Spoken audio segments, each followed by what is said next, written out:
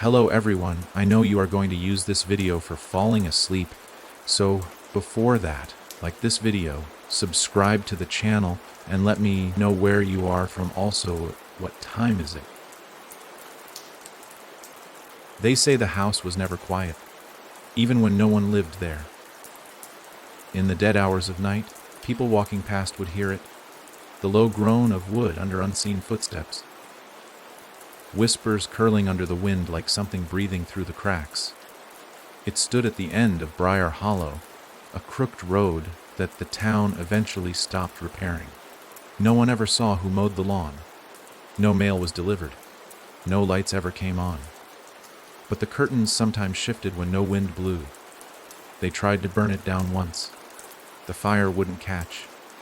Wood too damp, they said, but the summer had been dry. That was 26 years ago, and though no one talks about it anymore, no one goes near the place either. Not after what happened to the Kells family, or what was left of them. It was Henry's idea to move back. After the second miscarriage, Anna didn't have the strength to argue. She didn't care where they lived anymore. Anywhere but the city. Anywhere quieter, cheaper, slower.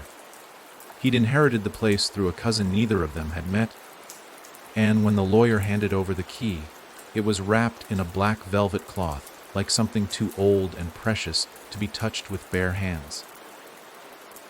The first sign should have been the dog. They brought their golden retriever, Basil, a lumpy, old sweetheart who'd never snapped at anyone in his 12 years of life. But the moment they pulled into the gravel driveway, Basil began to shake, then snarl. He growled so deep his throat rattled, eyes locked on the house with his tail tucked so tight it nearly vanished into his ribs. Anna had never seen him like that.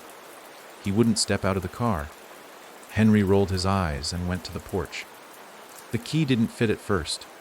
He jiggled it, forced it. The lock gave with a soft clack, and the door drifted open an inch, though no breeze pushed it.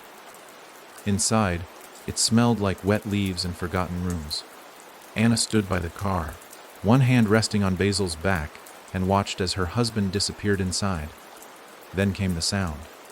It wasn't a word, not at first, just something soft, a tone. Like someone speaking in a language she didn't know, too low to catch. But it made her knees lock, her breath stilled. Basil whined, tried to crawl onto her lap, and then Henry called her name like nothing was wrong. The next few days were filled with boxes, cleaning, old floorboards groaning with every step. The house was fully furnished, but none of it made sense. Lamps that didn't plug in. A kitchen drawer filled with melted candles and child-sized scissors. An old wooden mirror hung in the hall. But it showed the room at a slight delay, like it was always 1 second behind. The master bedroom door had 6 locks on it. Henry said it was probably a paranoid old man who'd lived there before. Maybe someone with dementia. Anna said nothing. She hadn't slept well since they arrived. She kept dreaming of stairs. Endless stairs, twisting downward into dark, and the whispers. Always the whispers. She tried recording them one night with her phone, just to prove to herself it was nothing. But when she played the clip back, it was silent. No wind. No creaks. Just a single, wet breath near the end that didn't belong to anyone in the house. Henry still said it was the pipes. 3 nights later, Anna woke to find Henry gone. The bed was cold beside her. The clock read 3:12 a.m. The air felt thick, heavy. She sat up, called his name. No answer. She checked the bathroom, the hallway, the back porch. Nothing. Then she heard it. A thump from beneath the floor. Not in the basement. Beneath the floorboards. She stepped carefully, each creak feeling too loud, too wrong. When she reached the hallway, the old mirror flickered. The reflection showed a man standing at the end of the hall. She turned. No one was there. She turned back to the mirror. Still there. But now his head was tilted. Too far, like the bones had gone soft. Her breath caught. Then Henry called from downstairs. When she reached the basement, he stood at the far wall, barefoot, wearing nothing but pajama pants. staring at the bricks. His hands were pressed flat against them like he was feeling for something. She touched his shoulder. He turned. His eyes looked wrong. Not wide, not scared. Just blank, as if he wasn't quite behind them. "What are you doing?" she whispered. "I heard them," he said. "They said it's behind here." She didn't ask what it was. They went back to bed, but she didn't sleep. The next day, Henry started digging. Said he just wanted to see if there was crawl space behind the wall. He used the rusted tools he found in the shed. Crowbar, pickaxe, shovel. Anna tried to stop him, told him to wait. Get someone professional, but he wouldn't listen. He said he needed to know. He said the dreams were getting louder. By the 5th day, he'd broken through the wall. Behind it was a narrow passage, too short for him to stand in, crawling space really. He crawled in anyway, dragging a flashlight, calling back to Anna that he'd be right out. He didn't come back out for 2 hours. She nearly called the police. Then he appeared again, covered in dust and cobwebs, holding something in his hand. A doll. Old. Handmade. Head stitched with twine. Buttons for eyes. The mouth sewn shut with thick, red thread. She was buried with them, he said, and smiled like that meant something. She didn't ask what them meant. The next week was worse. Basil disappeared. They found a clump of his fur by the back shed, torn free at the roots. No blood, no body, just silence. Anna cried for 2 days. Henry barely noticed. He spent all his time in the basement now. Sometimes she'd wake, and he'd be gone, hours at a time, emerging pale and shaking and saying things that didn't make sense. He started writing on the walls. At first it was in chalk, then charcoal, then something darker. She didn't want to ask what it was. The words weren't in English. They weren't in anything. They looped and curled like veins. She stopped going down there altogether. One night, the whispers grew louder. Anna woke to the sound of footsteps upstairs, above the ceiling, even though the attic was sealed shut. She held her breath, listened. There was laughter, soft and wet, like a child choking on a giggle. Then something heavy dragged across the floor. She woke Henry. He didn't move. "Henry," she whispered. He was cold. Not dead, but cold. Like he'd been outside. She shook him. He blinked, sat up slowly. "They want you to see it too," he said. She slept in the car that night. The town didn't help. The sheriff said the Kells place had a history. Said maybe they shouldn't have moved in at all. When she asked what happened, he just shook his head and looked out the window. "You don't dig where the earth doesn't want you," he muttered. The librarian fared a little better. She found an old clipping from '87. The Kells family, father, mother, 2 kids, disappeared. One day they were there, next day gone. No signs of struggle, no forced entry. Just one thing left behind on the kitchen table, a handmade doll, stitched mouth, button eyes. Anna tried to burn it. She doused it in lighter fluid, took it to the backyard, and lit a match. It screamed. Not loud, not high, just wrong. It didn't burn. The flame hovered, danced, then snuffed out on its own. The doll sat there in the ashes, smiling with its button face. When she turned, Henry stood at the back door, eyes glowing faintly in the dark. "You shouldn't have done that," he whispered. And for the first time, she wasn't sure it was Henry anymore. They say some houses aren't built on haunted ground. They are the haunted ground. Wood remembers. Walls breathe. Voices settle in the cracks like dust. And if you listen closely enough, if you really let the silence in, you'll hear it whisper. It doesn't want you to leave. Anna started locking the bedroom door. But the locks never stayed. Every morning they were unlatched. Open. The door swinging wide like it had never been shut at all. And the mirror, it started showing things again, not just reflections. One night, she saw herself. But not quite, not fully. The woman in the glass was wearing her nightgown, but her hair was soaking wet. Her eyes bled down her cheeks like ink. She raised a hand, pressed it to the glass, and mouthed a word. "Run." Anna packed a bag that night, but she never made it out, because the next morning Henry was waiting at the car, or something wearing Henry's face. He smiled, and his teeth weren't right. And that was just the beginning, because what Anna hadn't yet learned was this: the house didn't want her gone. It wanted her to stay, to watch, to listen, to change, and it was very patient. Anna tried to pray, but the words stuck to her teeth like syrup. She hadn't prayed in years. Not since the first miscarriage, when everything inside her had gone still and silent, and no God had answered. But as she lay in bed that night, wrapped in every blanket she could find, a kitchen knife hidden beneath her pillow, she found herself whispering old lines her mother used to say. Keep the dark out. Keep the dark out.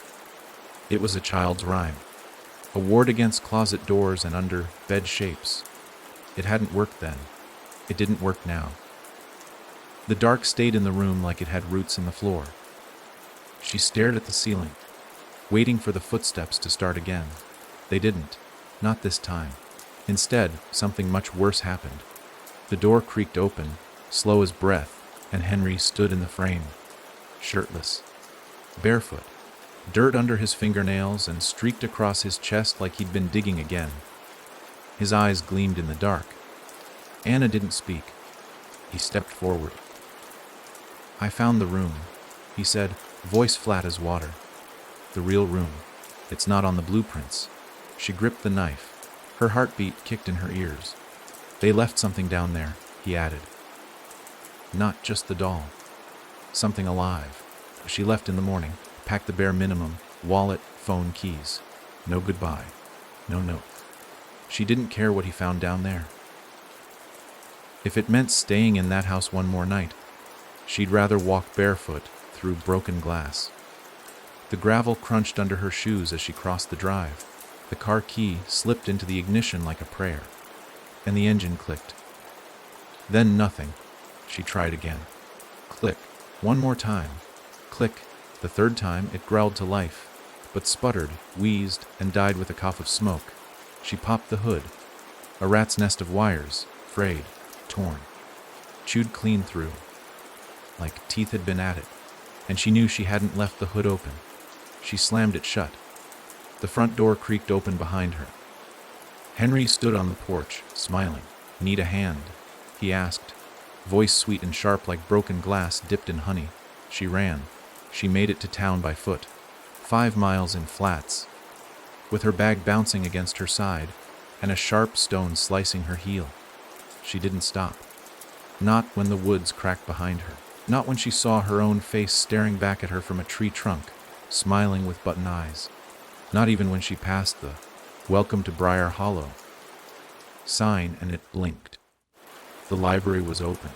The same librarian who helped her before, Mrs. Belling, was behind the desk.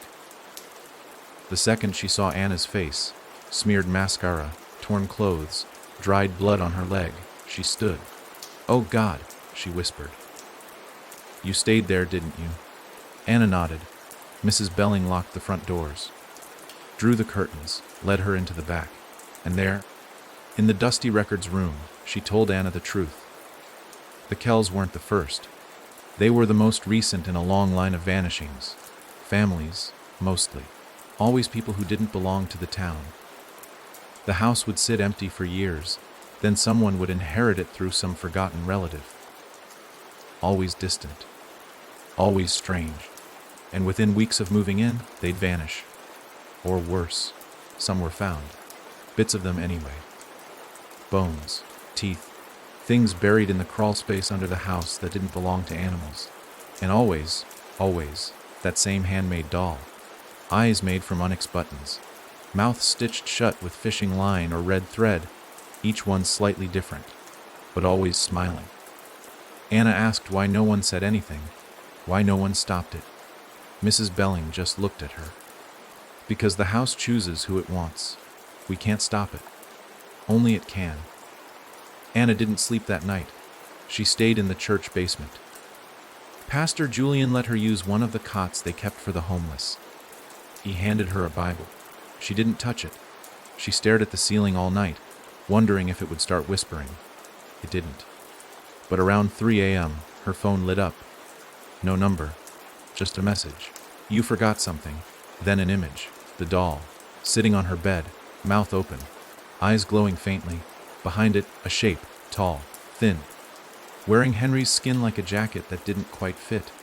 She dropped the phone, smashed it with her shoe. It still buzzed. The next morning, Henry called. From her mother's number. She hadn't spoken to her mom in over a year. The voicemail was just breathing. Then, softly, come back. Anna, they don't like waiting. She threw the phone in the river. But she knew it wasn't over. Not yet. Not until she saw what was in that room. Not until she closed it. Mrs. Belling gave her an old map, hand-drawn, found in the library basement, hidden behind a false shelf, dated 1906. It showed the original property lines and a strange symbol where the house now stood. An eye, with teeth. It had a name. She didn't dare say it out loud. But below the symbol, in faded ink, were words, the door beneath. Never dig. Never feed. Anna returned to the house at dusk. The sky burned orange. The trees leaned too far in, like they were trying to listen. The air smelled like wet meat. Henry's car was gone. The porch light flickered even though no bulb was there. She let herself in, and the house sighed. Everything was too quiet. The walls didn't groan. The pipes didn't hiss. Even the stairs stayed silent under her steps. She made it to the basement. The air grew colder with every step down. She could hear a faint buzzing, like insects trapped in glass. The hole in the wall was wider now. The bricks had crumbled more, like something had been clawing from the inside out. She stepped through. The crawl space stretched longer than before. Impossible geometry. She crawled. Her phone's flashlight flickered. The buzzing grew louder. Then she saw it. The room. It wasn't a room in any normal sense. It was carved from the earth, stone walls, wet and veined like skin. The floor was soft, breathing. The air shimmered with heat and rot, and in the center a pit. Wide and black and endless. Around it bones, hundreds of them, arranged in spirals. Some still wore clothes, and the doll, sitting at the edge, legs crossed, grinning. Henry stood behind it, hands limp at his sides. His eyes blood. They lived down there, he whispered. They were hungry. I gave them basil. But now they want you. Anna didn't move. The pit growled, a low, gurgling sound that rattled her ribs. Jump, Henry said. She turned to run. But the tunnel had collapsed behind her, only forward now. She grabbed the doll. The ground screamed.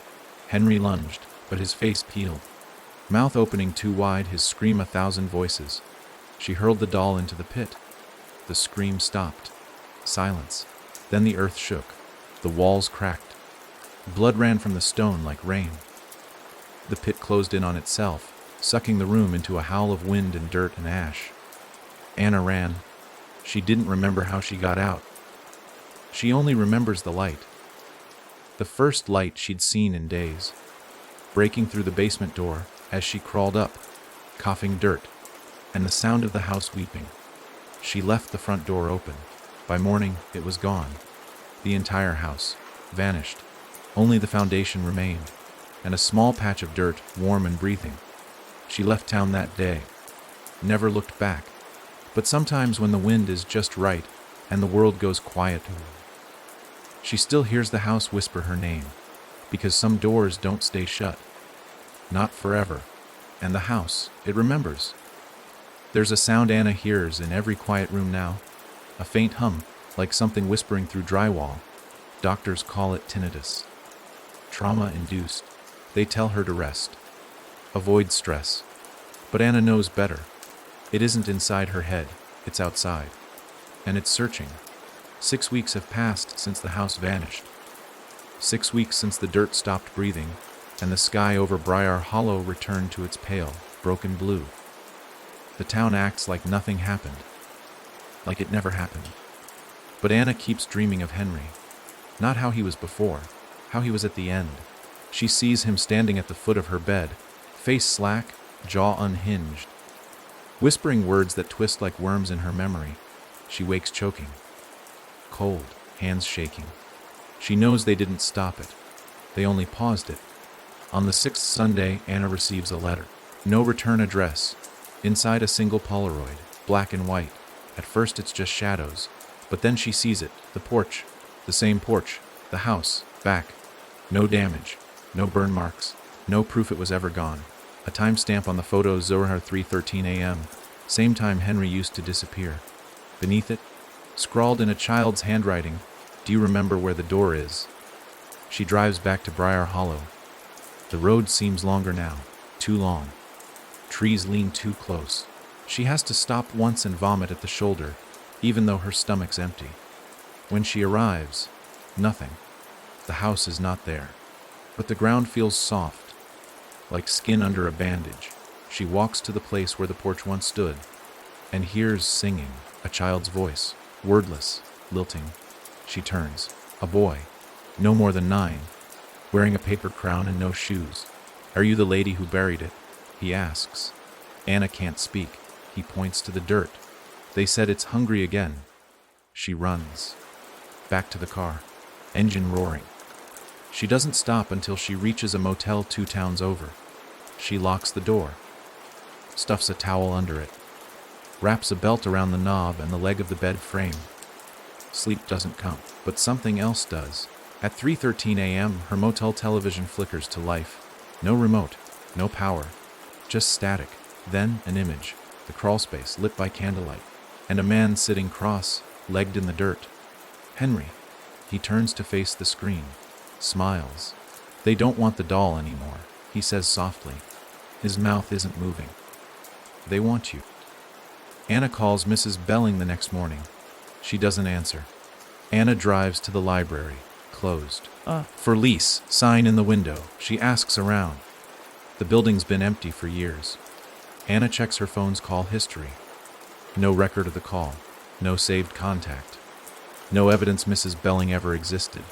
She visits the church. The doors are locked. The windows blacked out. No one has seen Pastor Julian in weeks.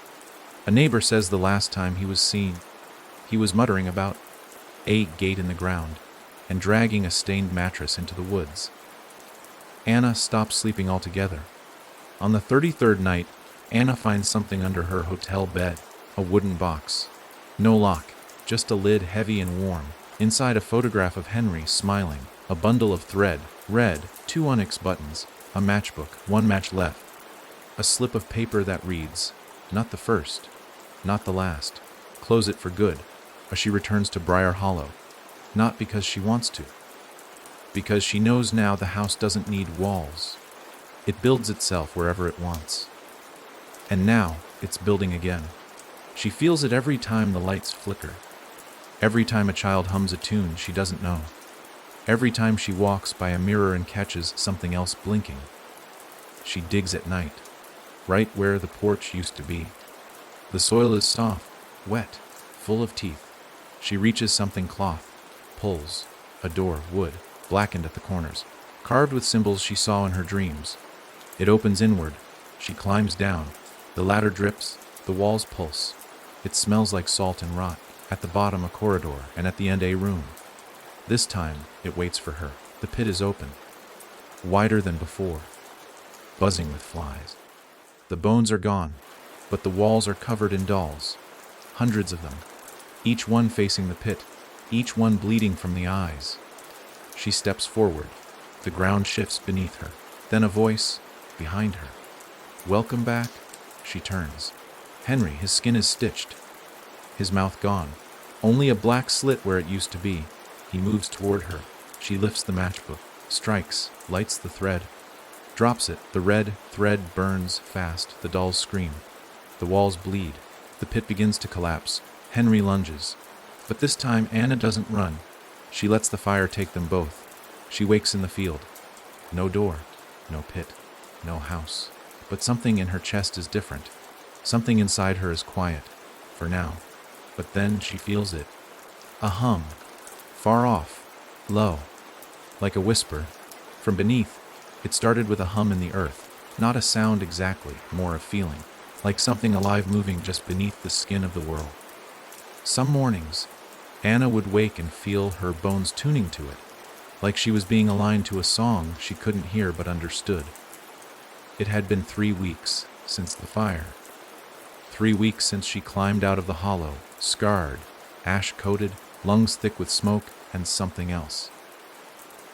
Something she didn't recognize as her own. The town said the field had always been just that, a field. When she told the sheriff about the house, he looked at her the way you look at someone too far gone to help. Told her to go home. Said there was no house, never had been. But someone had carved symbols into the grass. Circular, crude, but intentional. When she traced them with her fingers, her hand went numb. Anna moved 4 towns away. Small, quiet, the kind of place where no one asked why you screamed in your sleep. She took a job at a second-hand bookstore. Barely spoke. Didn't tell anyone about Henry, or the door, or the whisper that had followed her from the basement. She tried to start over, but the soil sang. The first sign came through the mail. No stamp, no return address, just a small envelope filled with dirt. At the bottom was a tooth. Human, still red at the root. On the inside of the envelope flap, written in a child's blocky scrawl, W.E. remembruu. The dreams came back. Not nightmares. Memories. Memories of things she had never lived, but remembered anyway. A man tied to a tree, eyes sewn shut, mouth stitched with silver wire. A woman crawling backward down a staircase face first, whispering, "Feed it, feed it, feed it," over and over as her fingers bent the wrong way. Children standing in a circle, each with a doll in their hands, smiling so hard their lips cracked open. The song returned too. Always at 3:13 a.m., hummed through the walls, in the pipes, in her chest. Anna tried to leave, packed her car, drove west, made it 30 miles before the road folded back in on itself. Not literally. But somehow she ended up back in front of her apartment, same cracks in the pavement. Same black cat staring from under the car across the street. Same song playing faintly from an open window, even though no one played music at this hour. She checked her phone. 3:13 a.m. again. That night, her reflection blinked when she didn't. It had been coming for days. At first it was slow, delayed gestures, a head tilt that never quite matched. Then it started to smile when she cried. Finally, it spoke, not out loud, but inside her. You never closed the door. She needed answers, real ones. So she went back, to the place where it started. Not the house, the woods behind it, the part the town paved over decades ago, where no one camped, where the birds stopped singing. Locals called it Dead Root. No paths, no signs, just trees, too old to fall and too twisted to grow right. She wandered for hours, until she found it. The stump, blackened, chained shut, surrounded by dolls impaled on sticks, their mouths sewn shut. She touched the stump, the earth groaned, and the song burst inside her. She collapsed, woke up in a ring of stones. 3 figures stood around her, cloaked, silent, masks carved from bark and bone. One held a bowl, one held a knife, one held her photograph. Burned at the edges, her eyes scratched out. They said nothing, but the one with the bowl reached forward, drew a mark on her forehead with its thumb. The mark burned, and then she remembered. The house was not the beginning. It was the mouth. The true thing was older, much older. It lived beneath, buried in layers of dirt and silence and sacrifice. It didn't eat people. It changed them, took them, rewrote them. Every 33 years the door reopened. Every 33 years someone had to feed it, not to please it, but to keep it sleeping. The fire hadn't destroyed it, it had woken it. And Anna, by burning the dolls, had ended the ritual. Now it wanted out. They left her alone in the forest. No words, no warning, just a whisper, "You brought it with you." She walked home in a daze, and when she got back, the bookstore was gone, not closed, gone, replaced by a boarded-up storefront that no one remembered being open in the first place. Her apartment was dark. Inside, the walls pulsed, and in the center of her living room, the door, The same wooden one from the crawlspace, standing upright, breathing, waiting. Anna fell to her knees. She screamed. No one heard. The door opened, not to the basement, to something else. A field of black soil, stretching under a sky of red veins and ash. Figures moving just under the surface, shapes that looked like people. Almost. And in the distance, Henry, standing, smiling, holding a doll with her face. She ran. But she didn't get far, because every hallway led back to the door. Every window looked into that field. Every mirror showed Henry behind her. She locked herself in the bathroom, sank into the tub, breathed, tried to remember who she was. But her reflection was already grinning, already humming, already stitching its lips shut with red thread. She doesn't sleep anymore. She can't. Because now, every night at 3:13 a.m., the door creaks open just a little more. And something begins to crawl through. Something wearing Henry's skin. Something with Anna's voice. Something that remembers everything. The door in her apartment doesn't belong to the building. It doesn't belong to this world. Anna knows that now. It's not attached to any hinges. It's not nailed into the floor. It grows there, sprouting from the floorboards like a wound that keeps opening. Each night at 3:13 a.m., it shifts an inch wider, and each night the song gets louder. She's tried everything: salt, fire, locks, mirrors, even covering the door with furniture. But by morning, the chairs are gone, melted, or worse, arranged in a circle around her bed like she's part of some ritual she never agreed to. The worst part, she's starting to forget what her voice sounds like. When she opens her mouth, sometimes someone else speaks. Sometimes it's Henry. Sometimes it's a child she never had. And sometimes it's nothing. Just that song, humming out of her throat, without her permission. Anna finally speaks to a man named Elijah. She finds his number scrawled on the inside of an old book cover. No name, just call if the door opens. She doesn't expect him to answer, but he does. His voice is tired, cracked, but calm. How far open, he asks. She tells him. He's silent for a long time. Then, it's almost through. They meet in a diner 2 towns over. Elijah wears a long coat and gloves, even though it's hot. His skin is too pale. Eyes bloodshot, fingers twitching like they're trying to remember how to stay still. I sealed mine 20 years ago, he says, sipping coffee that he doesn't seem to taste. But I still hear it, still feel it scratching. You never really close it, not once it sees you. What is it? Anna asks. He laughs. Dry, like paper tearing. It was never just a house, or a pit, or a thing. It's need. It's the kind of hunger that doesn't end when it's full. It just finds new shapes. He pulls a box from his coat. Old wood, nailed shut. You'll need this. Inside more thread, more buttons, a needle, a small knife, and a mirror cracked down the center. You have to finish the doll. Anna doesn't remember ever starting a doll, but when she gets home, she finds it waiting on her bed. Just a rough shape, twine, bound limbs, torso stuffed with ash, no eyes, no mouth, waiting for her to finish it. She doesn't touch it. Not yet, but the next night it moves an inch closer to her bed, and the night after that, it climbs up beside her, thread by thread. On the 7th night, her skin starts to peel, only in small places, behind her ears, under her fingernails. She peels it away without bleeding. Beneath it, burlap.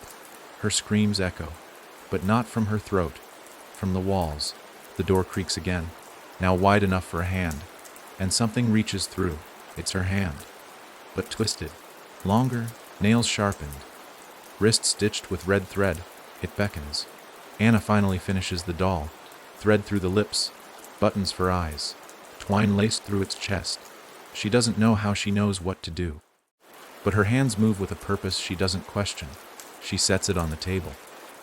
The door slams shut. Silence. Real silence.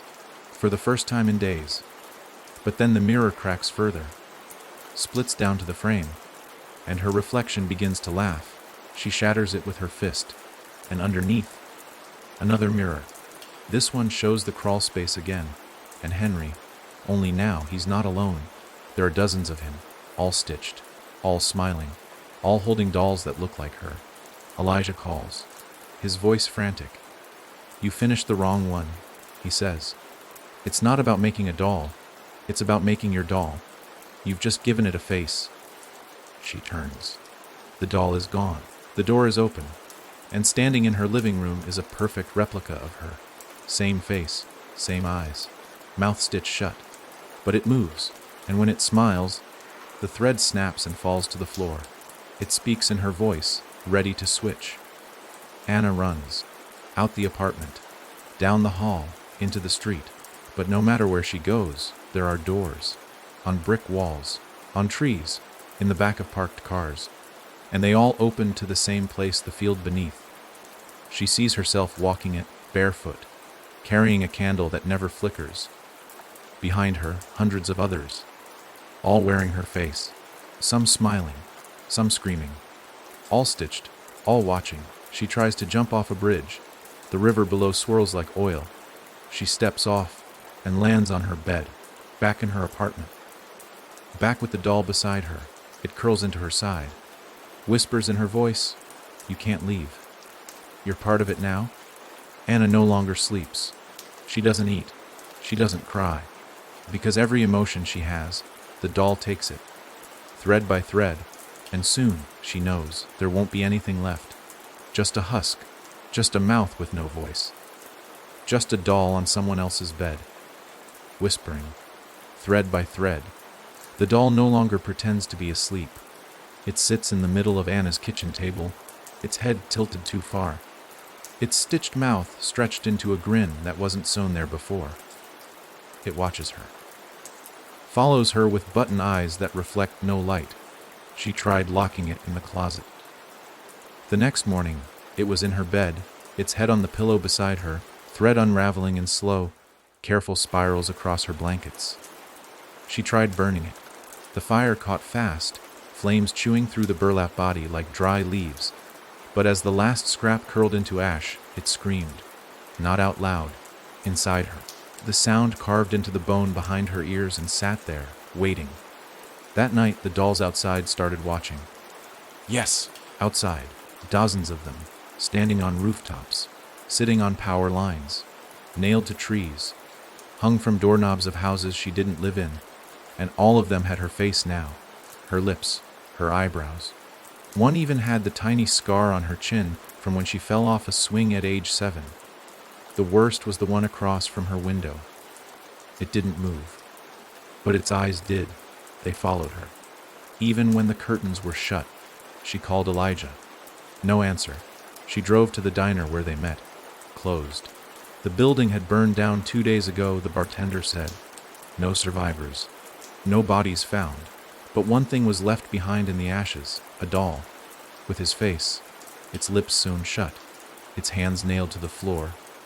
The thread appeared in her sink the next day, unraveled, wet, like it had been pulled out of someone alive. She followed the trail, because what else could she do? It led under the kitchen cabinet, through the wall, into the crawl space beneath her apartment that had never been there before. The space smelled like soil and old blood. She crawled on hands and knees, the thread dragging across her palms like veins. Then she reached the end. A mirror, tall, cracked, the same as the one she broke in her bedroom. Only this one showed a room behind her instead of her reflection. And in that room, Henry, still smiling, still holding her doll, still whispering, "You forgot to close your eyes." She blinked, just once, and when she opened them, she wasn't in the crawl space anymore. She was back in the house. The house. Even though it had burned, vanished, rotted. Even though the ground was supposed to be clean. She was in the hall. The mirror on the wall showed her, but her eyes were black buttons. And when she raised her hand, the reflection stayed still, then reached out. She ran to the bedroom. The bed was stitched into the floor. The walls pulsed like muscle. And the closet. Oh God, the closet. It blood. Thread poured from its hinges, winding down the walls like vines. The air was thick with dust and a hum that vibrated in her lungs. She turned to leave, but the door was gone. In its place, another mirror. This one showed the street in front of her apartment. A little girl stood there, holding a doll. Anna's doll. She was handing it to a man who looked like the landlord. Then she waved and smiled, with Anna's smile. The rules were changing. There were no thresholds anymore. The house, the door, the dolls. They were everywhere, and Anna was the doorway now. The next time she blinked, she wasn't alone.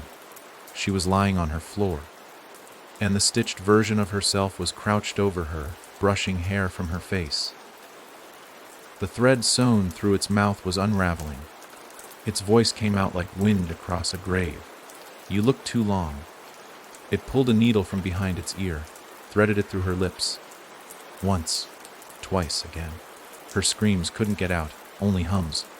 Anna tried to fight, but her body didn't move the way it used to. Her skin felt loose, her joints stiff, and when she looked in the mirror again, she was half doll now. One eye, a button, one hand, stitched at the wrist, and behind her, her reflection laughed and laughed and laughed. There is no more sleep, only watching, only listening, only becoming. She doesn't know how many days have passed. Time doesn't work the same anymore. Each time she blinks, the world resets. A different room, a different mirror, a different version of herself getting closer.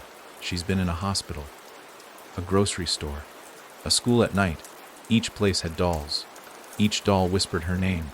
Each time she ran, another piece of her stayed behind. Now, she no longer has a shadow. The stitched version of herself does, and it follows her everywhere. Last night, she opened her mouth to scream, but the sound that came out was thread. She pulled and pulled, mouth bleeding, chest tightening, until she held a new doll, not Henry, not her, someone else, and it whispered, "You're not the last. There's someone new in her building now." A young girl moved in across the hall. Anna sees her in the reflection first, laughing, playing with dolls. One of them has Anna's eyes. She watches, through the mirror, through the button, through the thread, because her own eyes, they never close anymore. And neither does the door. Anna has lost count of the days. Time in the waking world no longer moves in straight lines. It coils, bends, knots like the thread she keeps pulling from her mouth every time she tries to speak. Sometimes she's in her bed, sometimes she's beneath it, and sometimes she's watching herself from the other side of the mirror, stitched smile trembling as the girl across the hall presses her face to the glass. "Do you want to play?" The child whispers. The doll in her arms nods before Anna can even think to move. It's her. Again. There are 33 dolls now. She didn't make them. She found them. Or maybe they found her. One on the kitchen table. One in the freezer. Two beneath the tiles of her bathroom floor. Each one hums. Each one has a name sewn into its chest, and each one is missing a mouth.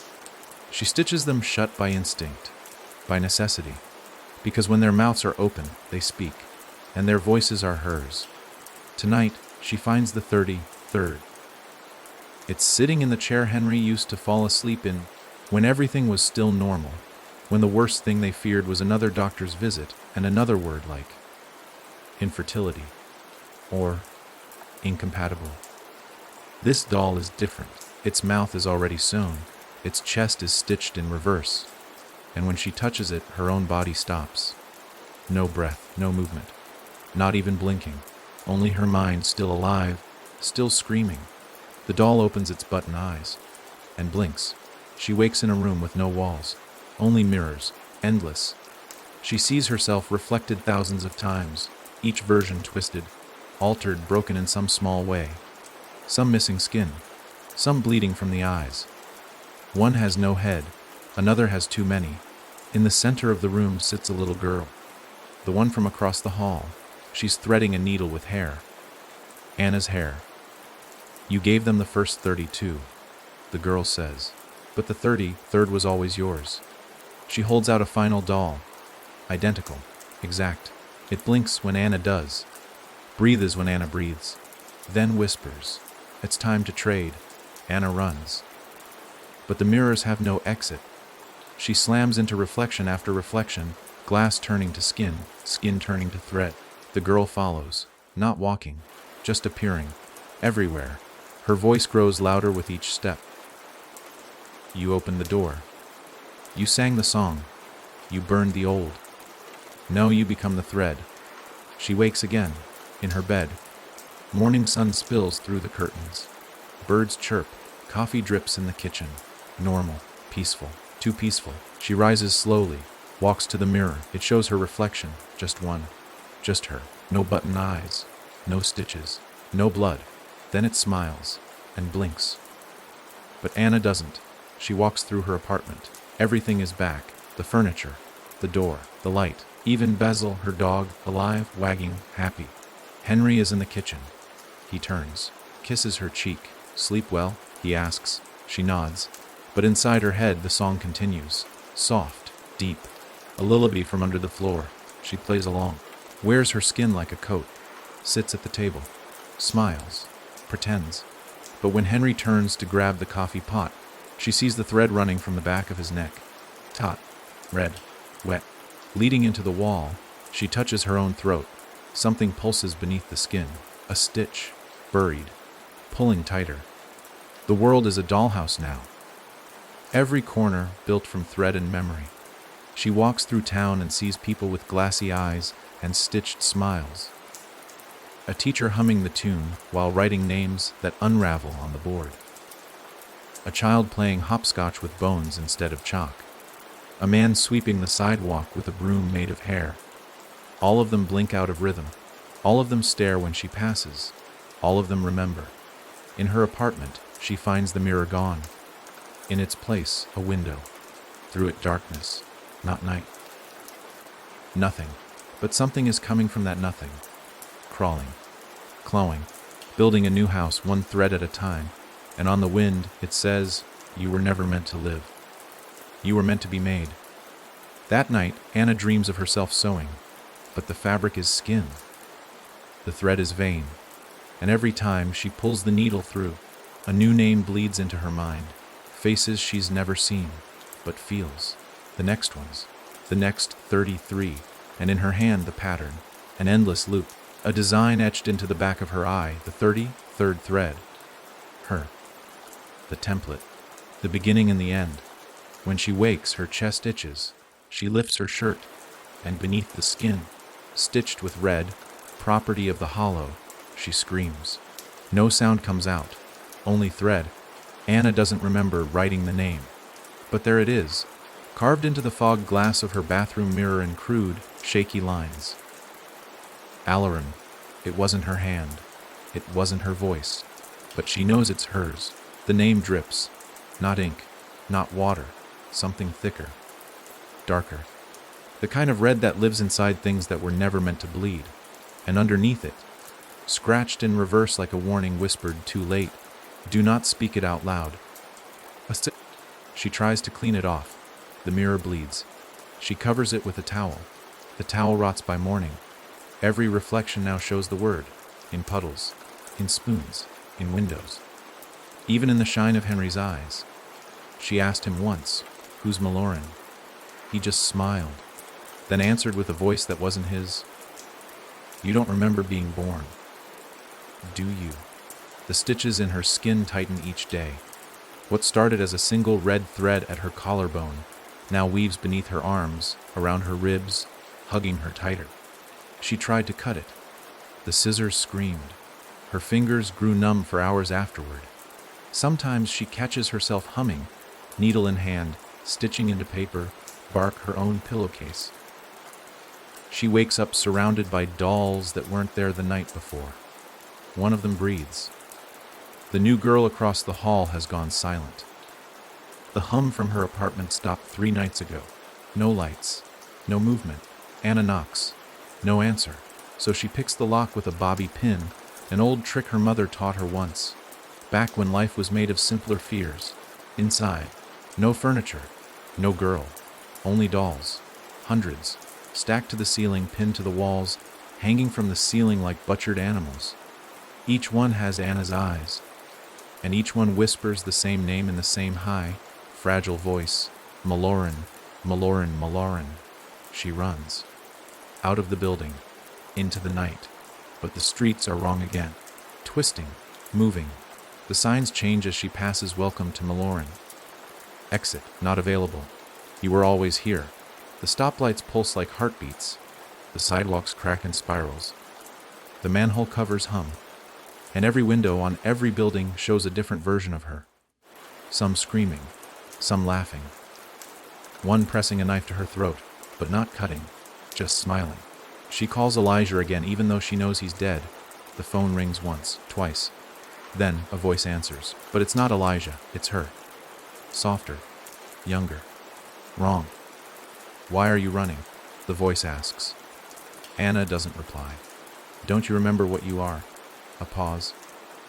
Then the voice says what Anna's been too afraid to admit aloud. You're the 33rd. It hits her all at once. She never left the house. The field. The door. Any of it. She is the door now. The thread. The whisper. The watcher. The watched. She was never meant to survive. She was meant to continue. That night, Henry cuts his own lips open with a sewing needle. Smiles through the blood. Says, you have to say the name, Anna. Only then will it come through. She locks herself in the bathroom. Curls into the tub. Listens as the walls whisper her thoughts back to her. She tries not to sleep. But sleep finds her. And in the dream, she's a child again. Standing in the dirt behind her old house. Holding a doll. A voice speaks from beneath the soil. Maloran is not a name. Maloran is a seed. She drops the doll. And the ground splits open. She wakes to find dirt in her mouth. Thread in her nails. And something new carved into her floorboards. Letters burned into the wood with no flame. P-A-N-T-A-C-R. She doesn't eat anymore. Doesn't drink. Her body no longer aches. It waits. The thread inside her pulses in rhythm with the whispering outside her windows. And she knows. Soon, it'll be time. The earth beneath her floor is soft now. Breathing. Hungry. A bed made for someone just like her. And she can feel the others calling. Dolls without mouths. Reflections without eyes. Hollow skins, stitched tight. They need a root. They need a center. They need a name. Anna walks barefoot into the field again. It stretches wider than before. There's a hole now. A perfect circular pit filled with black thread. At its center a cradle. Just her size. Waiting. She doesn't cry. She just hums. And lowers herself in. The thread curls over her. The soil folds in. And the last thing she hears before the dark takes her is that same child's voice. No, say it. And she does. Some seeds grow quietly.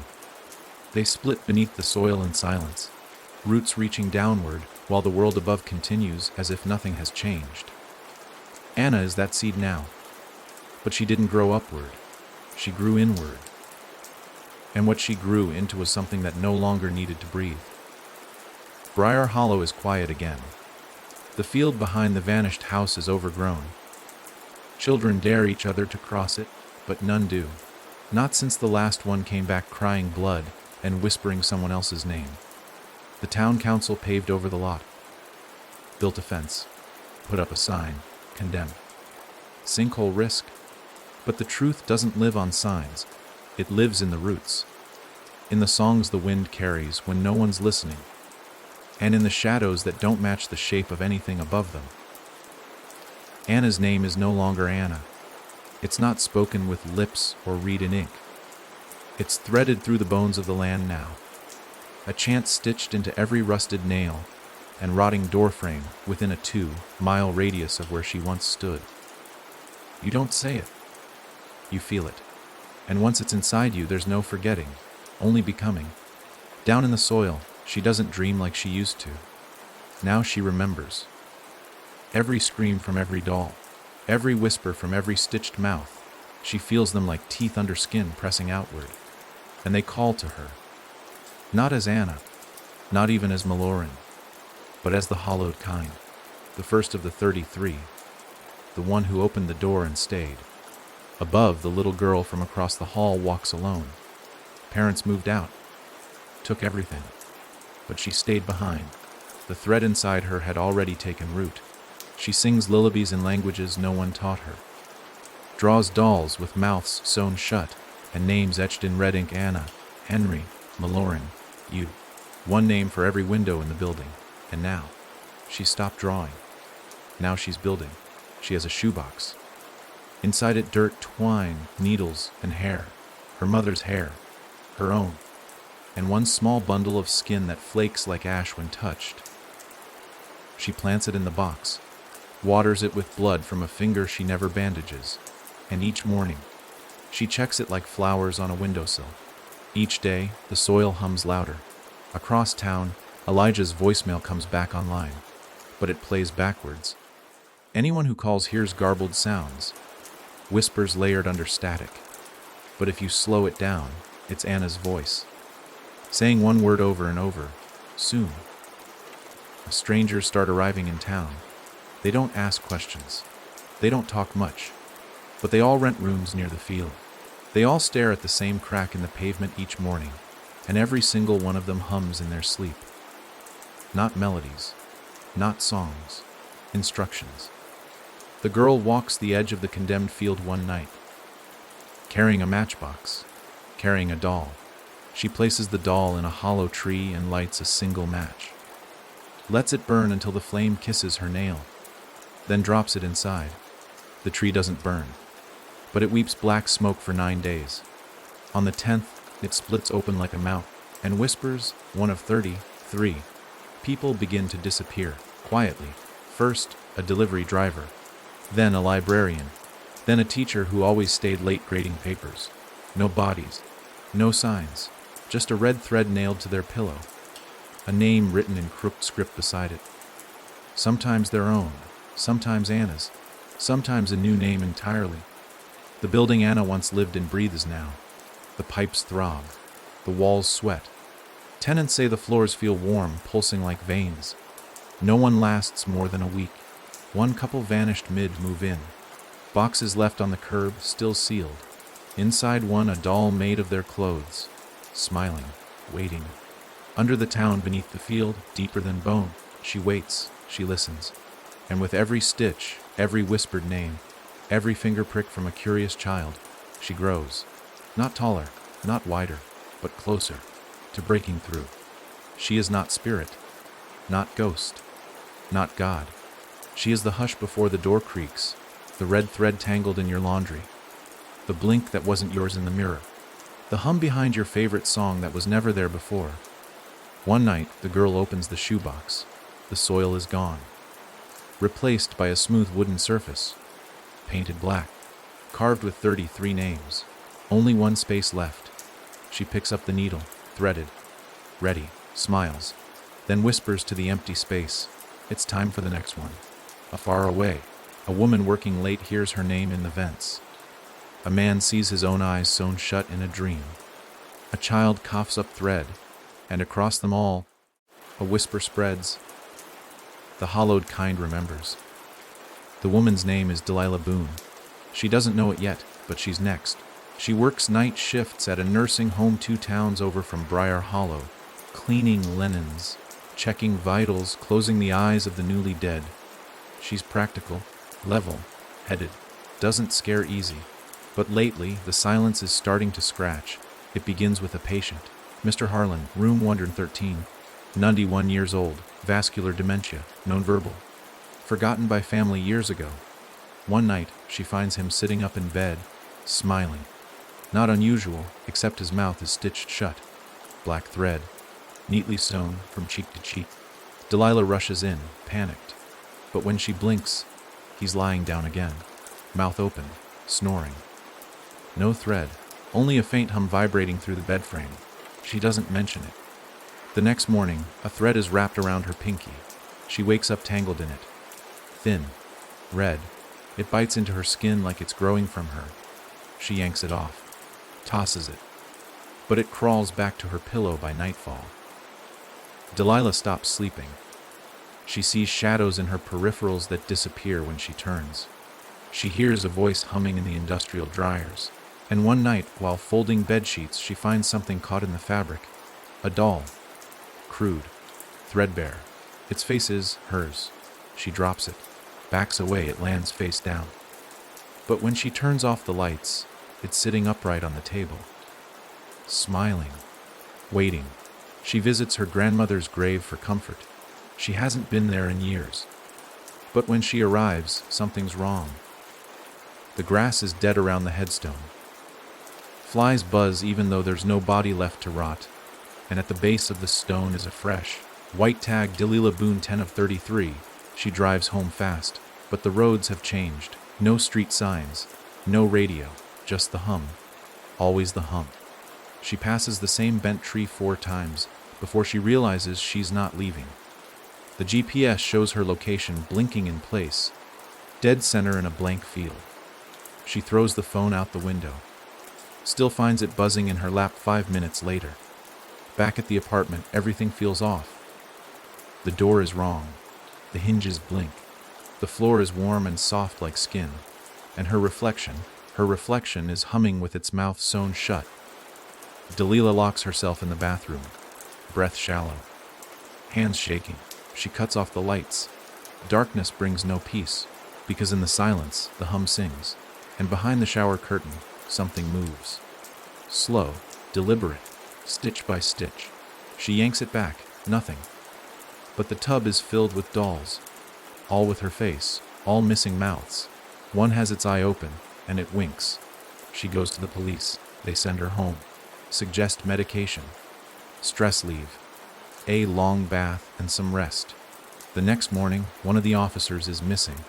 The other has his lips stitched with wire. He doesn't speak anymore, only smiles. She searches online, forums, Reddit threads, creepy blogs, and archived dark web forums, and finds one message posted 8 years ago by a user named HalaladukianD33. It reads, "If you find your name in thread, run. If you find your face in cloth, burn it. If you hear the song, cover your ears. But if you see the mirror blink, it's already inside." Delilah smashes every mirror in her house, covers the TV, avoids puddles. But she forgets the back of a spoon, and one night, while eating soup, it winks at her. She receives a box in the mail. No address, no stamp. Inside, a doll with no face, a spool of red thread, a piece of paper with one word, SEW. That night she dreams of Anna, of the field, of Malaran, and of hands, too many hands, reaching up from the dirt, pulling her in, whispering, "Finish what she started." She wakes with a needle in her hand, and her mouth bleeding. The first stitch complete. In the mirror, her reflection is already finished. Mouth sealed, eyes dark, thread woven into her scalp like a crown. It speaks without moving. 10 of 33, you are part of the pattern. She tries to resist, burns the doll, deletes the footage, destroys everything, but nothing ends, only transfers. Her friends stop calling.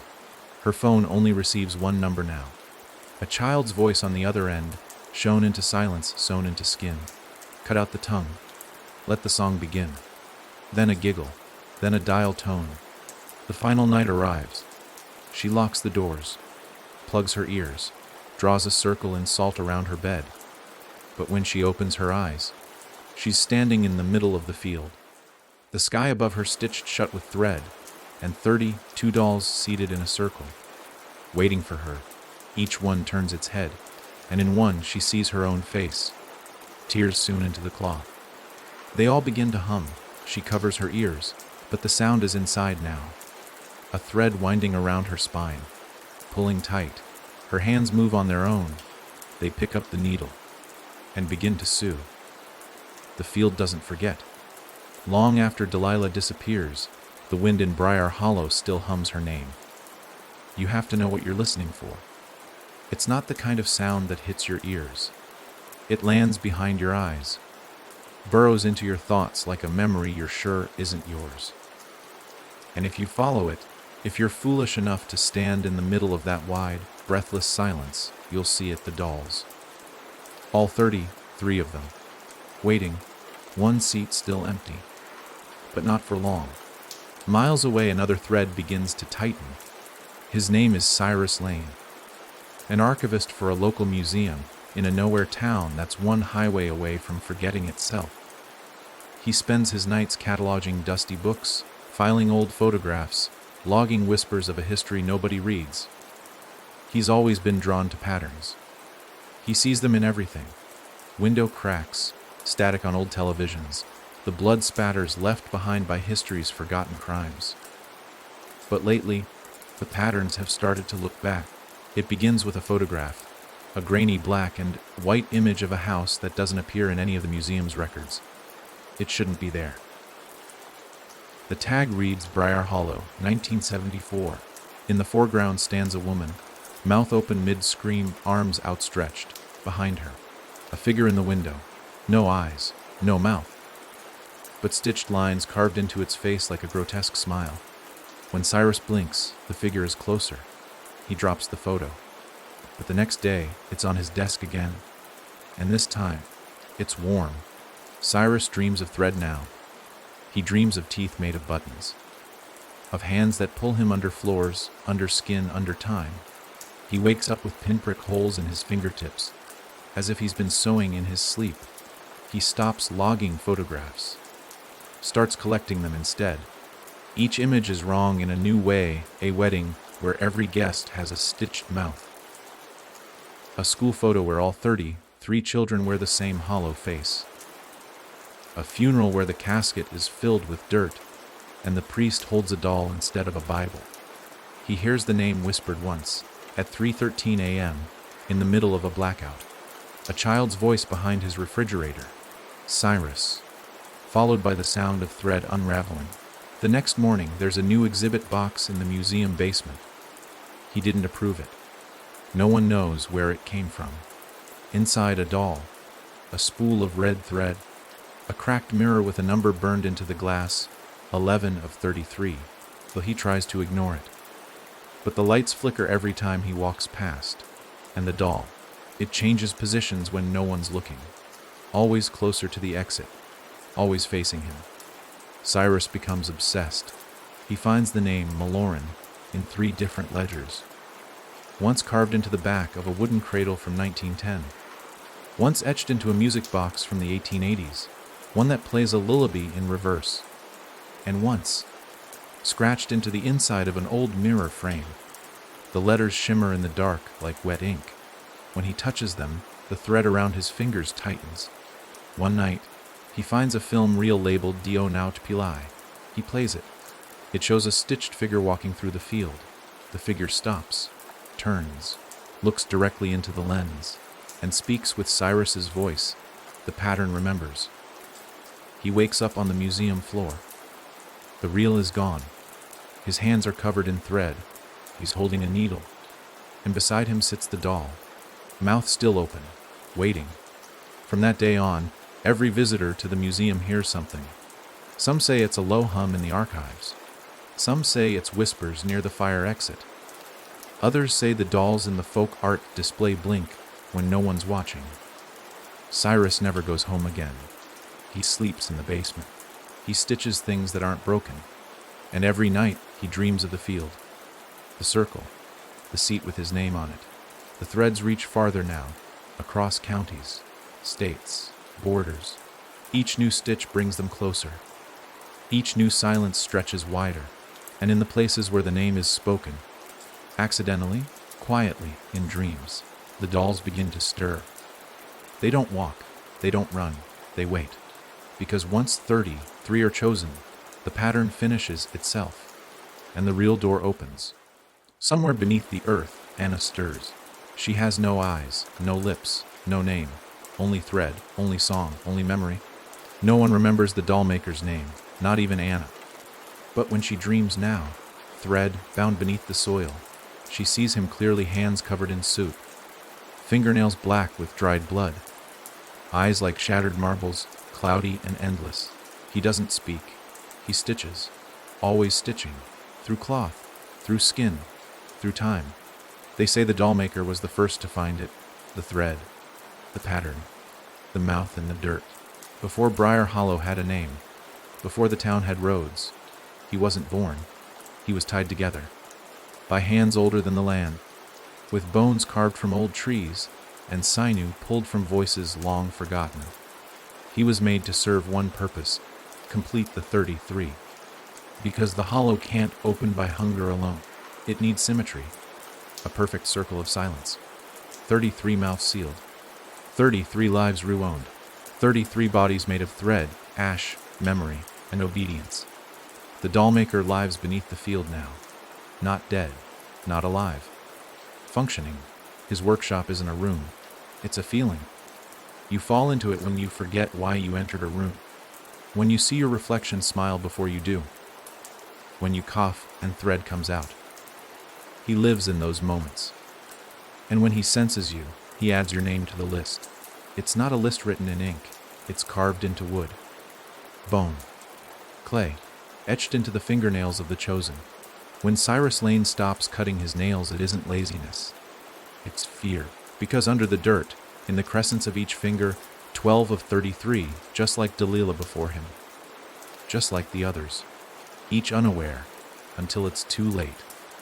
There's a girl in the next town, Nina Vallon, age 13. She hasn't spoken in 4 days. Not since she woke up to find her cat tied to her bedpost with red thread woven into its fur. The cat still purrs, but it doesn't blink. Her parents think it's trauma. She hasn't told them about the doll under her bed, the one that breathes in rhythm with her, the one that opens its mouth and shows her own teeth. The dollmaker stitched her into the plan last week. She doesn't know yet, but soon she'll dream of him. And when she does, she'll wake with bloody fingertips. She'll find a sewing needle in her pillow, and she'll begin making her own. Because every new generation needs a crafter. Every chorus needs a voice to silence. And Nina is 13 of 33. The dollmaker doesn't speak in words. He speaks through tasks. He guides your hands without permission, makes you hum songs you don't know. Draw circles over and over until the pen bleeds. He never runs, never hides. He doesn't have to. He's already in. He watches you through the needle's eye. There are signs the mirror fogs when you haven't showered.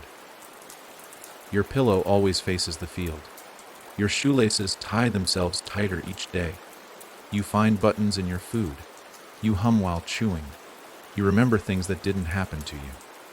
And then, one day, your breath stitches itself shut. Anna has felt his hands before. That's how she knows when he's near. The earth grows warmer, more silent. The worms flee. The roots tighten. And beneath her, she feels the workshop stir. The old gears creak. The floorboards ripple like water. And the song changes key. No longer a lullaby. Now it's a countdown. She isn't just watching anymore. She's counting. Each name, each breath, each doll, waiting for the pattern to reach the end. Because the dollmaker doesn't work alone. He needs her. She's the thread. He's the hand. Together, they finish. Somewhere, the 13th doll is being sewn. Somewhere, someone just screamed into a mouth that wouldn't open. And somewhere, far below, the dollmaker lifts a finger, taps it once against a human rib he's using as a ruler, and smiles, because the silence is growing louder, and the stitch is almost pulled tight. They say you'll hear the hum before you feel the stitch. But for some, it's the opposite. A pinprick in the chest. A sudden coldness in the fingertips. A thread you can't see tightening across your back, pulling you toward something ancient, something buried, something woken. That's how it began for Leon Granger. Mid-yawn in the middle of a normal Tuesday. His mouth froze open, because something unseen began sewing it shut. Leon worked as a locksmith in a town that wasn't on most maps. Just a name on a rusted sign by the highway Stowe Ridge. Population 540. He made keys for people who didn't need them anymore. Dead men's garages, broken padlocks, forgotten sheds. He liked quiet, and quiet liked him back, until the red thread started turning up in his key molds, woven into the grooves, like something was locking from inside. The first lock he couldn't open belonged to a cabin, deep in the woods, rented to a hunter who never came back. When Leon turned the key, it didn't click. It wept. A thin line of blood ran from the keyhole. Inside the cabin, one broken mirror, 12 dolls nailed to the wall, and one message carved into the doorframe. 13 are counted. 20 remain. He stepped outside. But the forest had changed. The trees were closer, and all of them were humming. Leon fled back to town. But each lock he touched afterward burned his hand, glowed faint red around the keyholes. And one night, while sorting a drawer of old padlocks, he found one that pulsed under his fingers. It was warm, like skin. No brand, no number, just a single word etched into its side, Maloran. He smashed it with a hammer, but the pieces reassembled in the box when he wasn't looking. And inside the padlock, a needle. Slick, red, thread already looped, waiting. The dreams followed. The workshop, the dollmaker, and Anna, watching from beneath the floorboards, her mouth soon into a scream that never stops. Each dream ended the same way, with Leon waking up, a key lodged in his throat. He coughed it out one night. Metal tasted like rust and old teeth. Etched into its stem, 14. He hadn't told anyone yet, but he knew. He was number 14, and the key wasn't to a door. It was to a mouth. He began unlocking things no one else could see. Cracks in his reflection. Whispers under rugs. Closets that opened into other places. He picked a lock in the museum from Cyrus Lane's town, thinking it was just a rusted antique. Instead, the door led to a basement filled with dolls. One turned its head when he stepped inside, and all of them whispered in one voice, "Welcome, key bearer."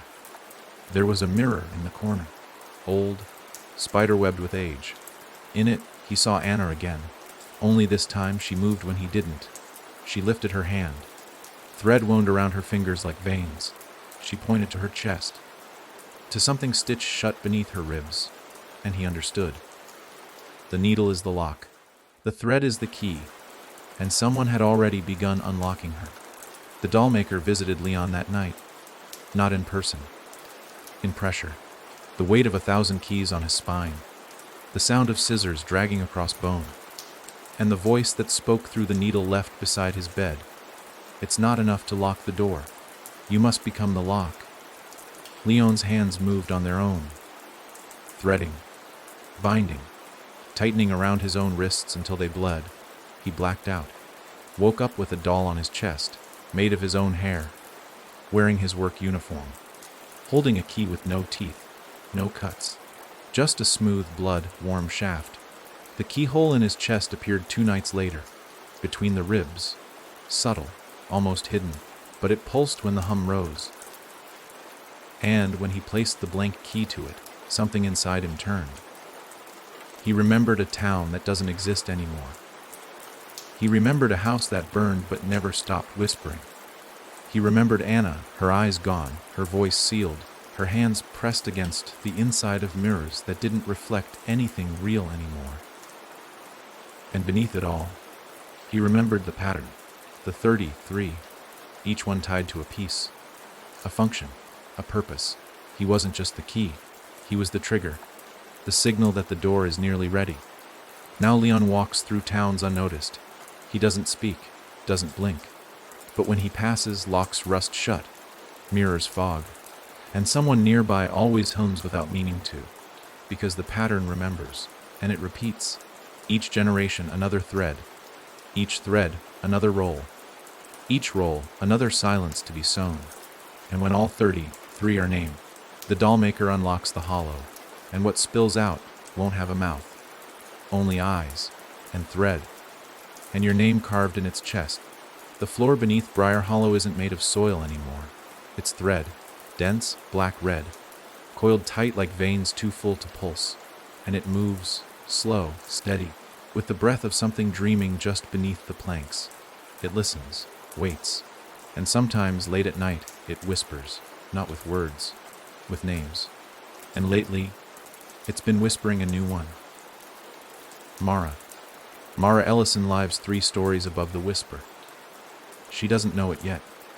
She's a history teacher in a crumbling school near the hollow's edge, the kind of woman who believes in facts, timelines, and lesson plans. Ghost stories make her roll her eyes. Horror movies bore her. Her world is dates, chalk dust, and caffeine. But lately, the boards in her bedroom creak in a pattern she can't ignore. 33 creaks. Then silence. 33 again. Always in sets of 3. Always at 3:13 a.m. She tries to tell herself it's the building settling. Until she lifts the floorboards one night. There's no insulation, no beams. Just dirt. Wet, breathing dirt. With red thread buried like worms. And something faint beneath it all. A hum. She puts her hand down. It feels back. That day, she finds a doll in her desk drawer. Not a toy.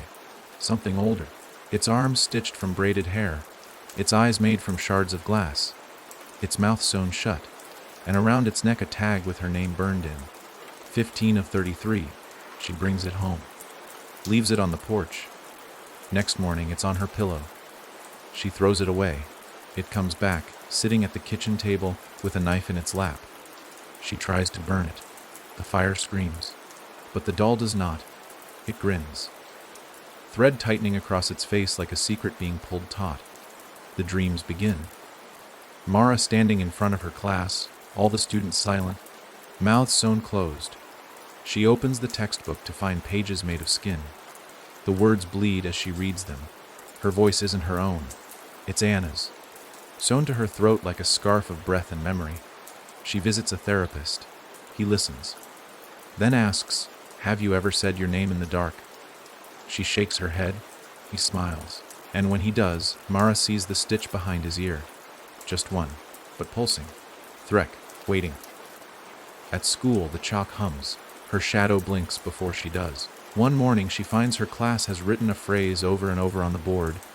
Satius aelmos tihar e. She wipes it clean. It reappears during lunch. The same message. This time in red. This time in thread. The town doesn't help. She goes to the library. The lights flicker when she walks in. She checks the census. 15 people marked missing in the last 3 months. Each one with red pen through their name. Each marked with a number. Every number under 33. She sees her name at the bottom.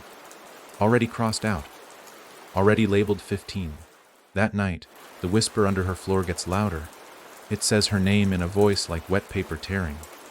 And when she opens her eyes, the doll is on her chest, holding a needle and thread. The needle dips down. Her skin doesn't bleed. It opens. She tries to run. The street leads nowhere. Every corner turns back to the hollow. Every window shows her reflection watching her, mouth shut, eyes sewn open, hands covered in dust. In desperation, she smashes her mirrors, only to find them rebuilt by morning. This time with images she doesn't remember posing for. In one, she's suing. In another, she's underground. In the last, she's smiling, eyes stitched shut, thread hanging from her mouth like spit. She finds a book on her desk at school. The dollmaker's journal. Its pages are blank until she bleeds on them. Then the ink spills up from the paper like smoke. The text writes itself. And every line is a command: name the next. Weave the silence. Bury her in thread. At the end of the book, a mirror. Her reflection winks. Then speaks. You were always the 15th. Mara wakes with thread around her wrists. Her mouth is fine. For now. But her fingers itch. They want to make something. And under her bed, a box she doesn't remember owning is shaking. Inside, needles, thread, skin, colored cloth, a name tag, blank, waiting. Beneath the floor, the whisper smiles. The pattern continues. The dollmaker weaves. And the 33. They wait in the dirt, dolls in hand, eyes wide, lips sealed. And one by one, you hear them counting. 15. 15. 15. The thread doesn't forget. It stretches through generations like a vein across time, feeding memory, swallowing silence, recording pain in knots and loops too small to see. Each stitch holds a name. Each twist holds a face. And some knots, they breathe. In the center of the pattern, beneath the soil of Briar Hollow, lies something that never should have lived. Not a creature. Not a spirit. Something older. A memory. A truth woven into the dirt by hands that bled before history had language. It isn't buried. It's cocooned, and it's listening. The thread remembers a girl named Ruth. She lived in 1893. A preacher's daughter. Ruth never spoke unless spoken to, never laughed unless her father was in the room. She stitched silence into her life with every obedient knot, until she found the mirror, cracked, heavy, hung backward in the church basement. It didn't show her reflection. It showed something behind her, a face, soon shut, smiling. That's when the dream started. Ruth began sewing in her sleep.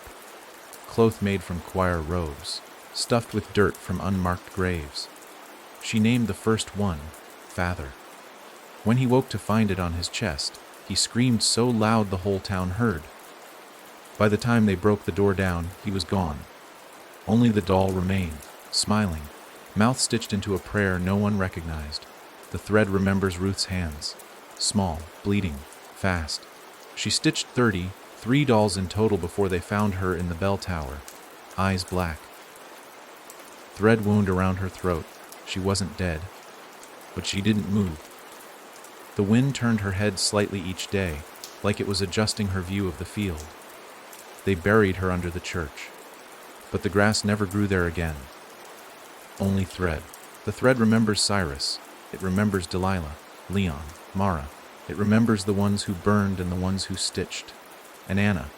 Anna is its voice. Every time it moves, it does so with her breath.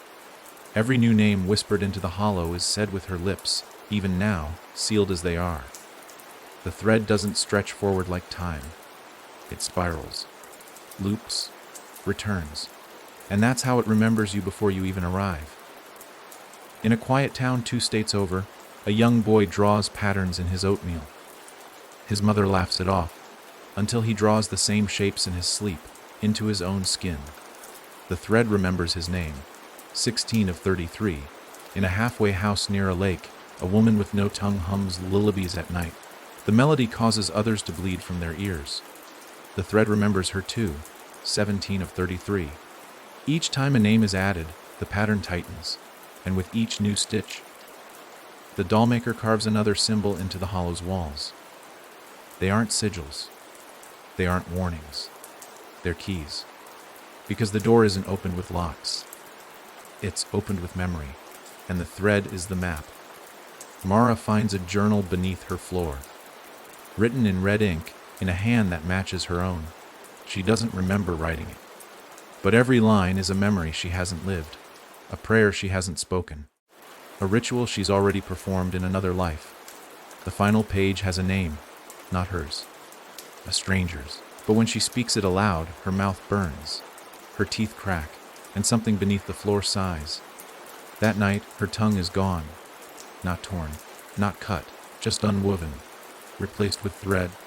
She speaks now only in names, and the hollow listens. The thread remembers the pattern. It knows when someone strays. It knows when someone resists. It tightens, until they remember, too.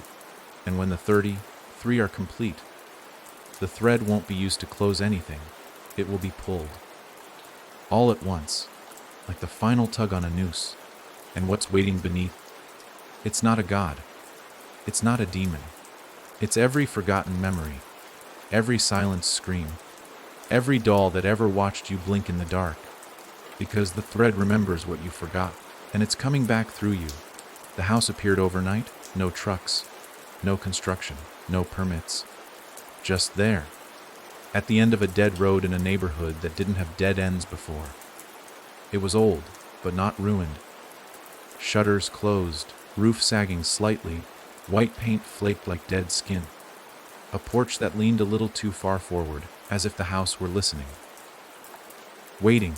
The neighbors said nothing, but they watched, and the house watched back. Inside the house, everything exhaled.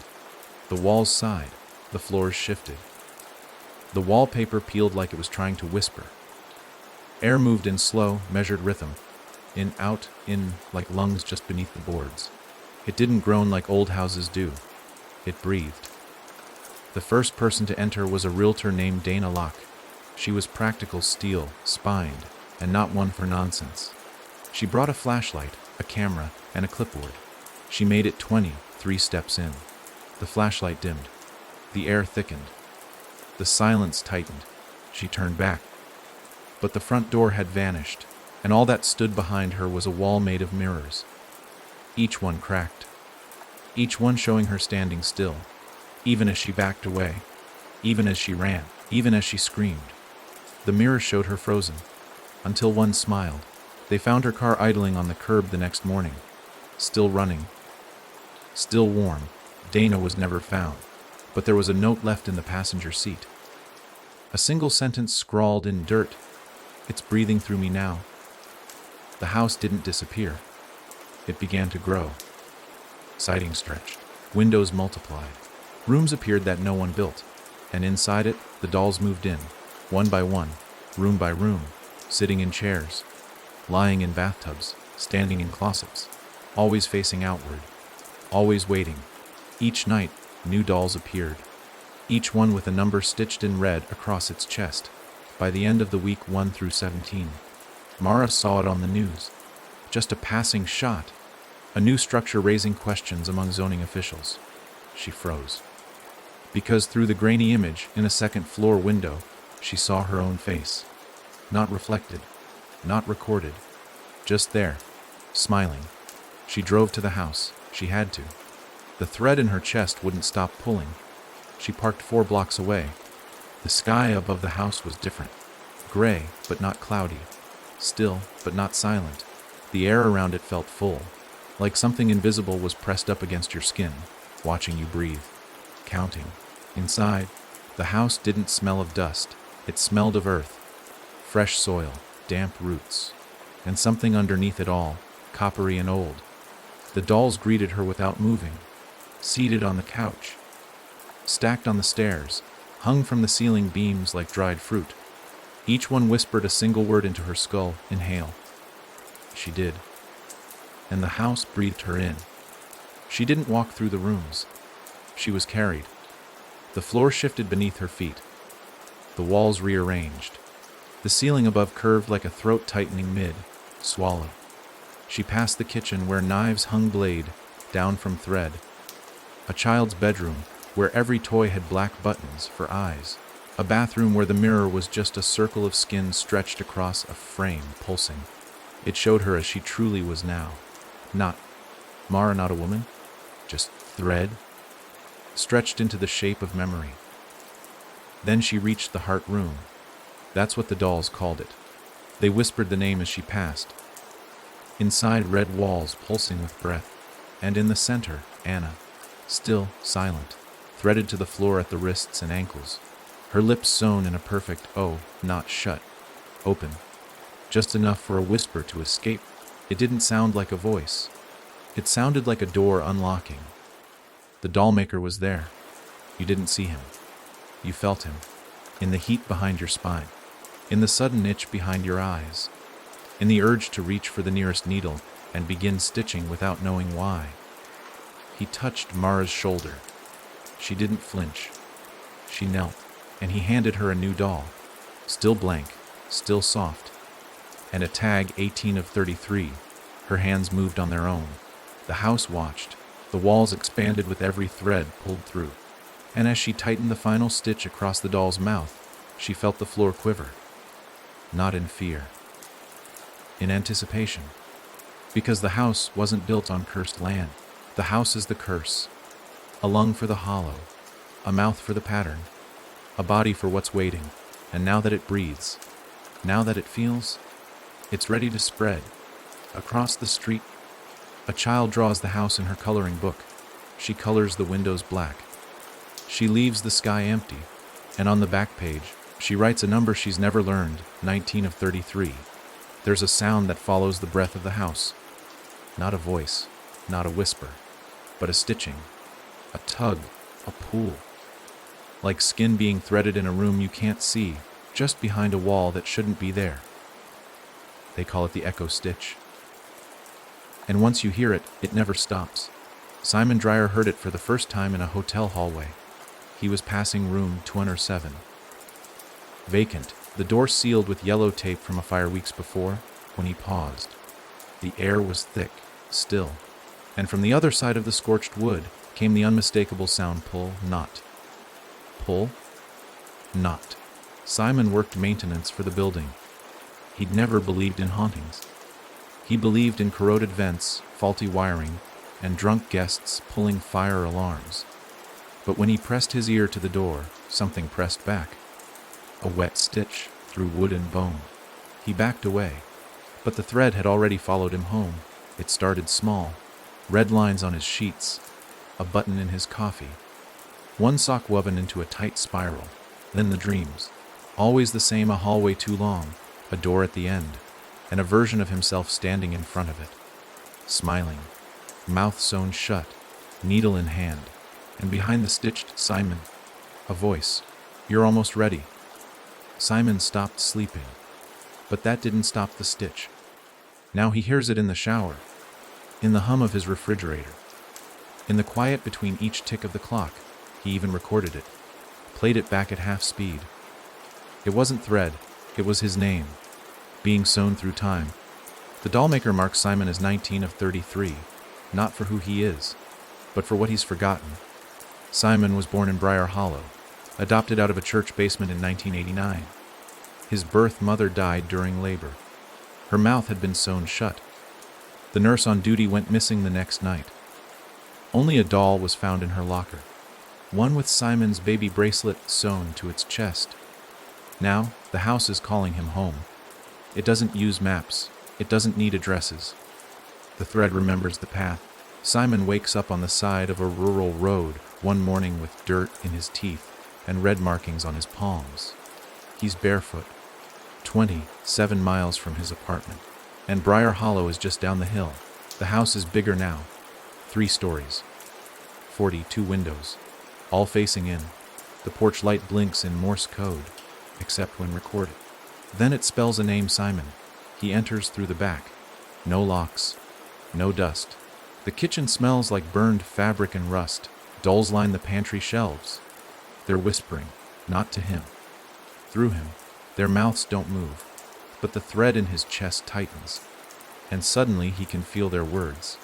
Like braille against his ribs: stitch the echo, loop the line, pull the soul until it's mine. He sees Mara in the dining room. She doesn't look up. She's sewing another doll, her fingers bleeding freely, face pale as candle wax. Around her, the air vibrates like a slow scream. She doesn't speak, but her shadow does. It moves faster than she does. Its mouth isn't stitched. It says, without a sound, "We are just the beginning." Simon finds his name carved into the hallway floor. The letters bleed when he tries to wipe them away. And beside it, a blank doll. No eyes, no mouth. But his wallet is sewn into its chest. He reaches for it, and the doll blinks. He runs back into the hall, but it's too late. Every wall is thread now, twisting, crawling, looping through the air like veins being pulled across a sky that doesn't exist. And in every mirror, every window pane, every surface that should reflect, Simon sees himself. Soon. Smiling, repeating. The dollmaker doesn't appear. He never does.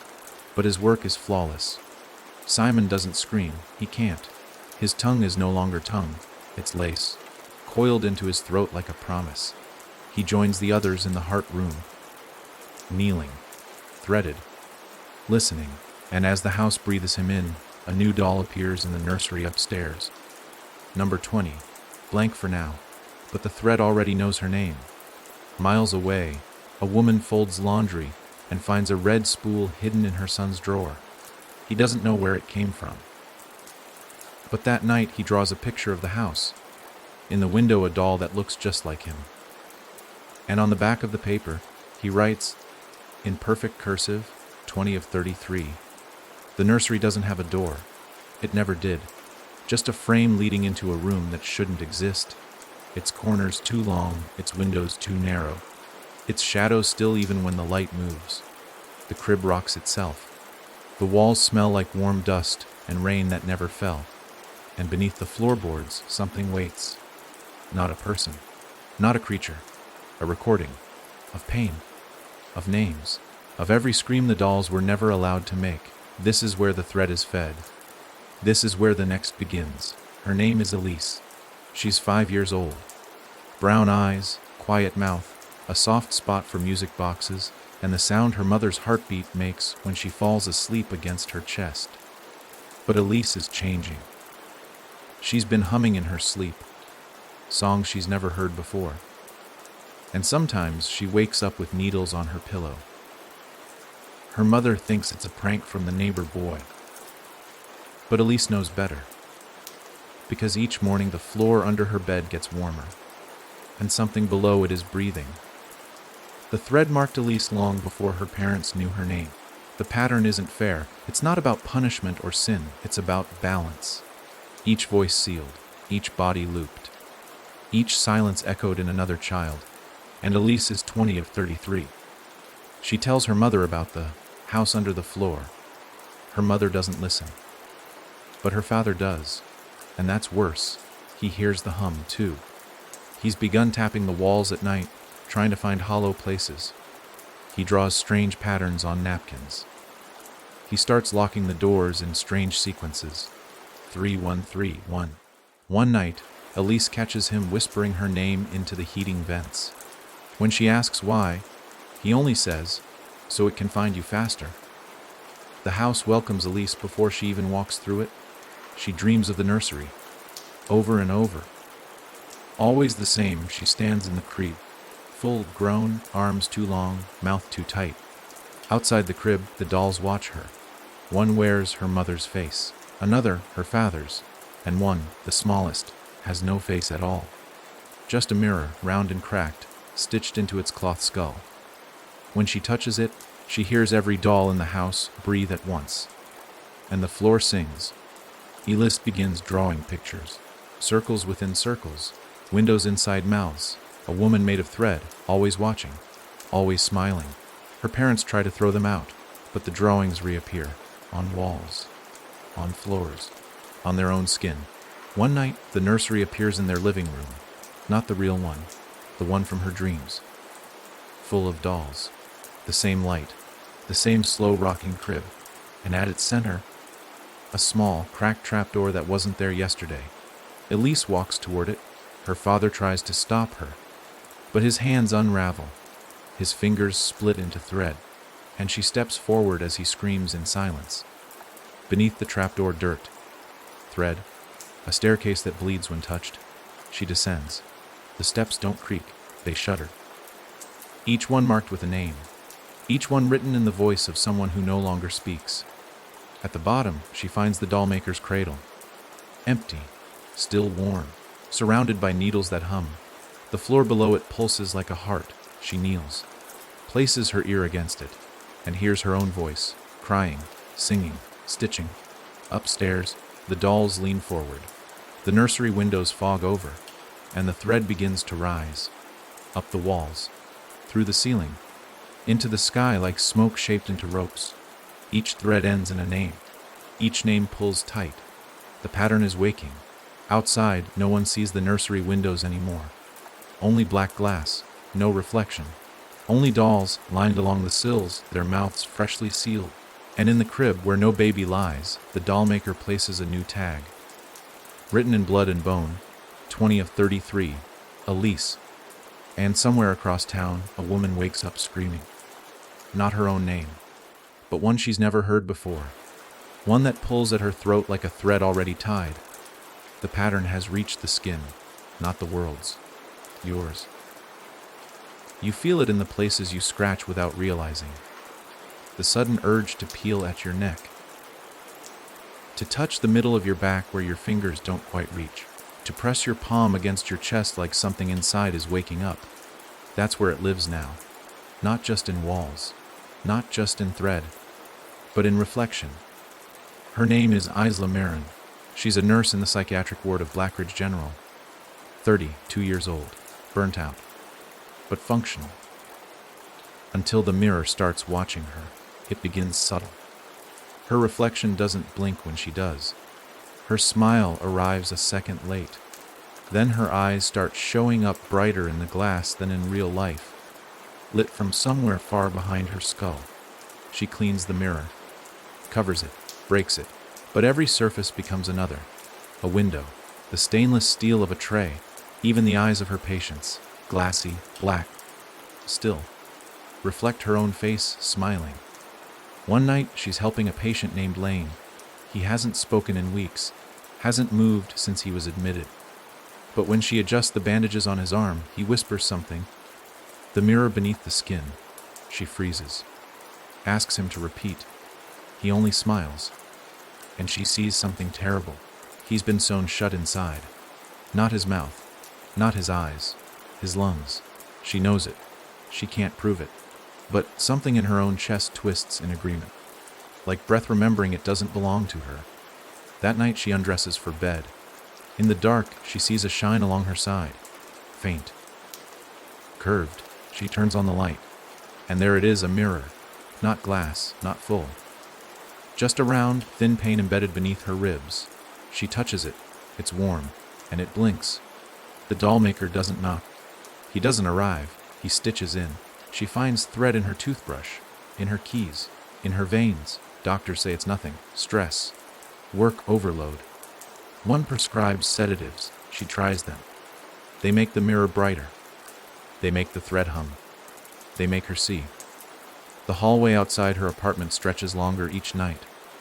At the far end, she sees her reflection walking toward her, always matching her steps.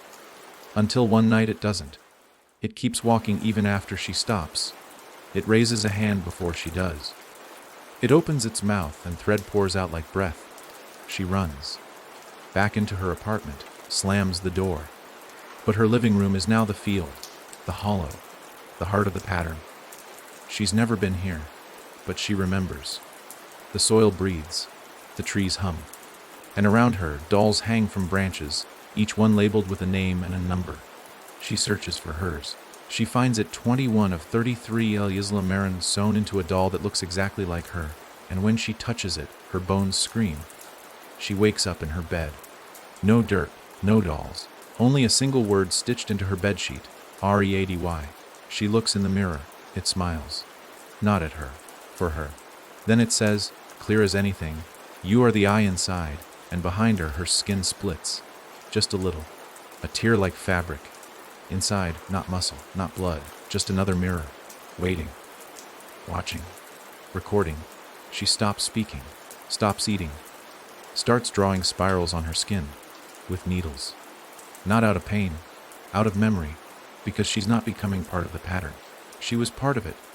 Always. She was the mirror that showed others what they were. Now her job is simple: reflect, repeat, replace. And in the nursery back in Briar Hollow, the doll maker places a new doll on the windowsill. This one holds a shard of glass between its lips. Its eyes are closed.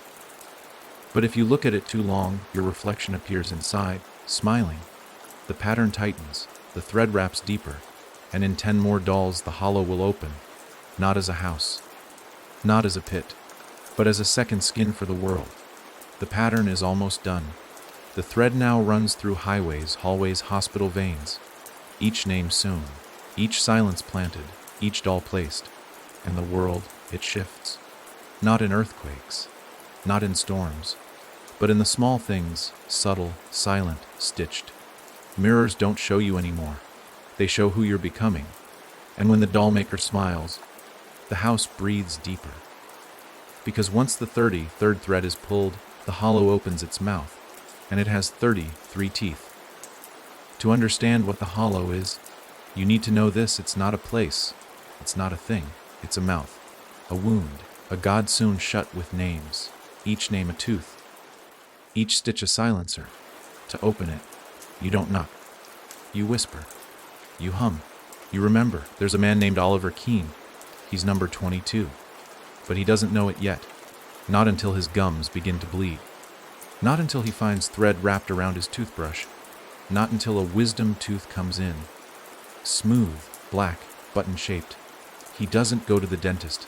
He goes to the hollow. Not willingly. He wakes there, wrapped in sheets of thread, his mouth sewn shut, his teeth arranged on a silver plate at his feet, and beside the plate, a mirror. It shows him smiling, even as he screams behind the stitch. Number 23 is a woman named Brielle. She never speaks. Her tongue has been asleep since she was 8. Doctors say it's trauma, but the pattern says it's permission. She dreams of a chair made of ribs, a sewing machine made of lungs. She wakes to find a note beneath her pillow. The 23rd stitch is the tongue. You are the thread's voice. She never talks again, but her shadow does. In grocery aisles, in elevators, on cold windows in winter. A faint voice beneath the glass, counting 24, 25, 26. They fall fast. A janitor who finds a doll in every trash can he empties. A radio host whose broadcast is taken over by the sound of breathing and thread twisting. A child who hums lullabies in Morse code, each note a name from the list. They don't resist. They remember. Because the thread has memory, and it's pulling tighter. The doll maker doesn't need tools anymore. The world is his needle. Pain is his thread. People are the fabric. He stitches with time. And no one notices. Until their mouths don't work the way they used to. Until their reflections mouth things they didn't say. Until they hear a knock from inside the walls. Anna, she's awake now. Not alive, not free, but present. Her body stitched to the floor in the heart room, her breath rising once every minute like a final, eternal gasp. She is the 33rd silence. The final lock, the last whisper before it all begins, and the doll maker has saved her voice. For the moment he pulls the final stitch. In the center of the nursery sits a throne made of dolls. 30, two-seated at its base. One seat left open, labeled, you, because the pattern doesn't just end, it turns. Once the 33 are in place, the hollow will open not to the world, but as the world. The air will split like old cloth, mirrors will stop reflecting, names will lose meaning, and mouths will hum themselves shut. The house will no longer sit in Briar Hollow. It will rise, street by street, room by room, person by person, until all that's left is thread, skin, and silence. And the doll maker's hands holding the last name, placing the last tooth in the hollow's open grin. Because this was never a haunting, it was a pattern. And you were always in it. It doesn't begin with a scream. It begins with silence unraveling. The kind of silence you hear when you realize your reflection is no longer yours. When your breath fogs the glass, and the breath staring back doesn't fog at all. When you wake up with thread between your teeth, this is the unspooling. Not the end of the pattern, but the undoing of everything that held it together. The doll maker's hands are still. For the first time in what feels like centuries, he pauses, because now the thread moves on its own. It slips down walls, out of mouths, into streets, across rooftops. It doesn't need him to stitch anymore. The names have memorized the rhythm. The dolls teach each other now, and every echo is a new loop tied tight. Anna watches. She cannot move, but she feels it in her veins, the vibration, the soft, steady tug at her ribs, the loosening, the moment before the cord snaps. Each name she once whispered to the doll maker is now speaking back, from mirrors, from vents, from the mouths of children who were never supposed to speak. The 33 are nearly complete, and now they are remembering why. Because the pattern was never only meant to bind, it was meant to replace. The doll maker was not its master, he was its first, the proof, the needle that pierced the veil between silence and song. And now the thread wants to be free. It begins with Isla, mirror, girl, 21 of 33. She tears open her chest in her sleep, not with her hands, with thought. The mirror beneath her skin shatters, and something walks out, a new Isla, no stitches, no flesh, only thread and memory and voice. She begins unspooling the others, one by one. Brielle, number 23, coughs up her silence. It hits the floor as a bundle of red string. Twitching like a live wire, she watches it crawl away, out the window, into the night, where it joins the others, weaving itself into the sky. Elise, the child from the nursery, wakes in her crib. The dolls that once surrounded her now kneel. They've sewn their own mouths shut. Their job is done. She steps barefoot onto the nursery floor. The boards peel back like cloth, and beneath them the heart room glows. Anna's eyes flick open. For the first time in years, she speaks. Not aloud, but through the thread. It trembles through every wall, every bone, every unfinished doll. She says one word, undo. The dollmaker hears it and laughs. It's not a joyful sound. It's hollow, a gasp threaded through centuries, because he knows if the pattern unspools, he does too. The unmaking spreads fast. Simon, the key. Leon, the lock. Cyrus, the archive. All unravel. Their bodies drop in place but remain standing. Thread pools at their feet like melted wax. Their reflections drift away, still smiling, still watching. Back in Briar Hollow, the house moans. Not pain, not fear, but release. Its walls ripple, its roof sheds tile like dead skin. The nursery ceiling tears open, and the sky above the hollow yawns wide. A hole, a mouth, a mirror turned inside out, and through it the thread rains upward. The final dolls twist in their seats. Numbers 27, 28, 29. Eyes glow. Mouths burn red. They begin humming the unsong, the melody that reverses. It unbinds, unstitches, unnames. It plays backwards across the world. A lullaby heard in wombs, a hum in every sewer grate, a vibration in the teeth of those who no longer remember their names.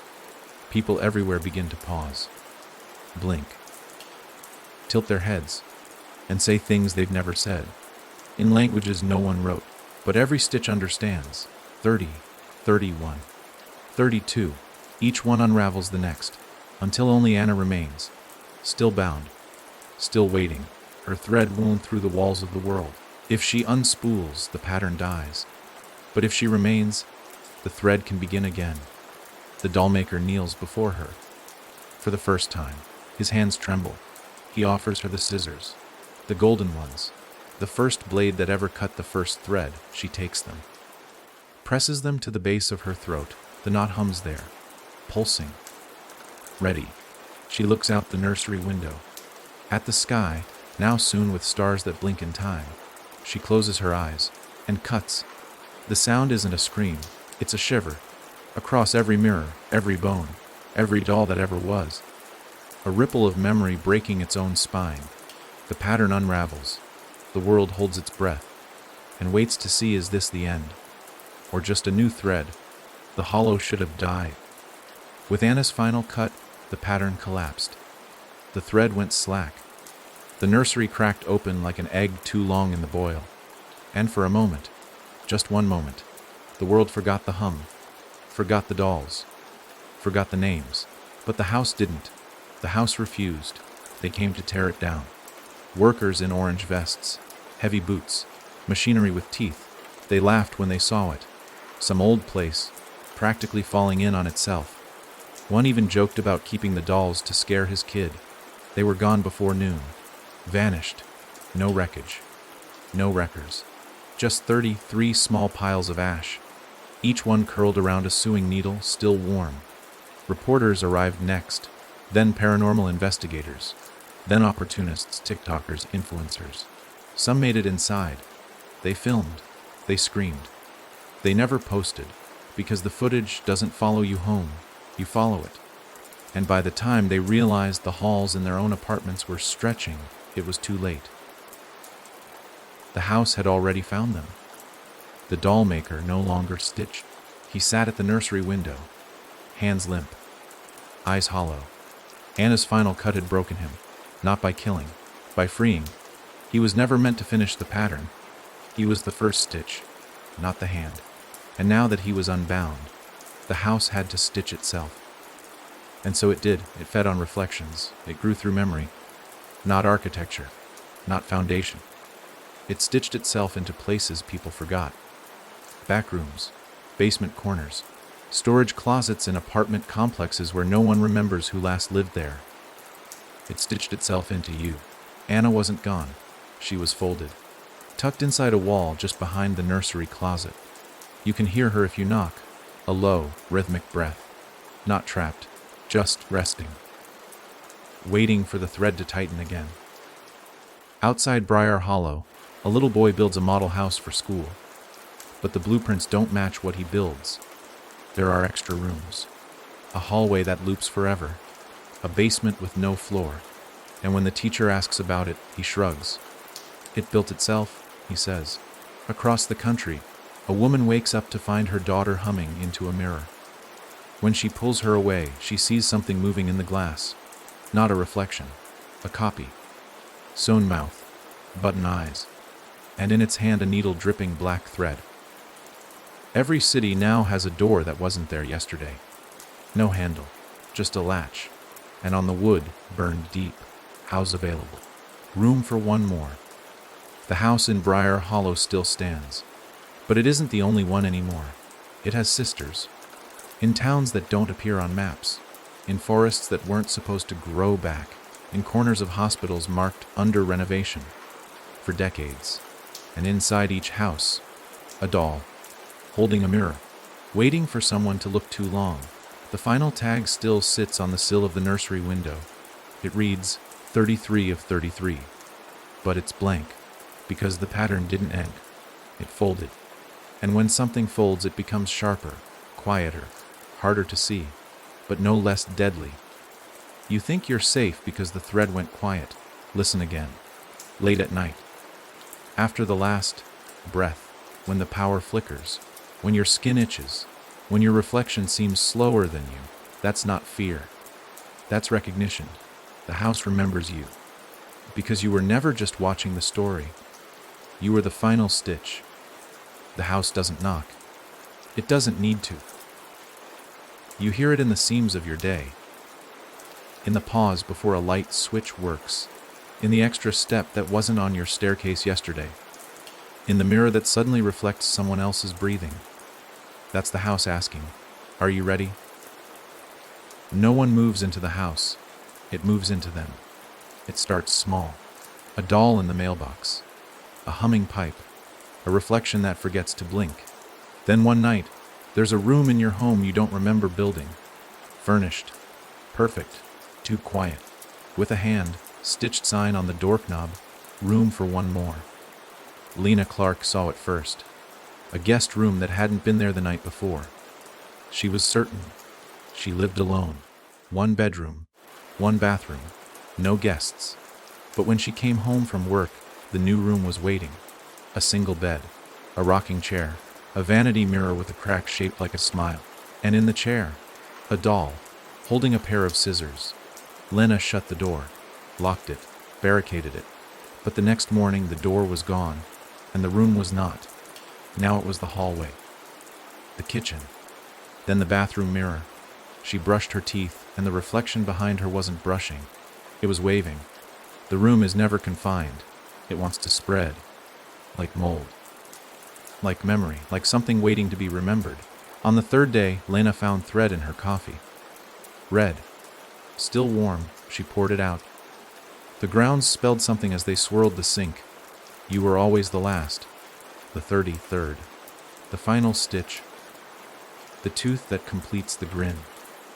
The name no one knew had already been whispered 1,000 times. By mirrors, by dolls, by reflections across the world. And now, the pattern had turned back to her. Because Lena wasn't new. She was the loop, the knot, the one who tied it all shut when it first began. She dreamed of the house now, but not the Briar Hollow one. Something larger. A house with no foundation, no rooms that stayed in place. Just breathing walls and windows that looked into versions of herself. Each one older. Each one stitched. Each one still waiting. The doll maker is gone. The pattern no longer needs hands. It has echoes. Lena walks to the window and sees her neighbors watching her house. Their faces blank. Their mouths still. Each one holding a doll. Each one humming. A song she doesn't remember learning, but knows by heart. Inside, her own hands start to move. Not hers. Not really. They sew. They fold. They build. Thread through wood. Thread through memory. Thread through self. She makes a room. She forgets how long it's been. She forgets her name, but she finishes. And in the middle of the floor, she places a chair. In the chair, a mirror. And in the mirror, you. Because this is what the pattern was always for, not to end. Not to warn, but to make space. For one more. Always one more. And now the room is yours. You don't have to enter it. You already did. When you looked too long. When you heard your name whispered from the hallway at night. When you dreamed of a house you couldn't quite remember. There's a tag waiting for you on the doorknob. Room for one more. Under it, 34 of 33 point. Because the pattern isn't math, it's momentum. And now, it's unspooling again. She was supposed to be a number. Just one thread in the pattern. 34 of 33. An error. An echo. An impossibility. But some patterns bleed when pulled too tight. And some names weren't meant to be sewn at all. Her name was Wren. And she made a mistake. She kept counting. It started when she was 6. Wren counted everything. Steps from her bed to the door. Tiles in the school bathroom. Knots in her shoelaces. She always stopped at 33. Always. Because after 33, she got nosebleeds. Headaches. Dreams. Dreams of a girl made of lace, eyes like keyholes, mouth sealed with bark. The girl never moved, just stared. Until Wren counted to 34. Then the girl smiled. She didn't tell anyone. But the next time she counted, out loud softly, under her breath, a door appeared behind her. No handle. No key.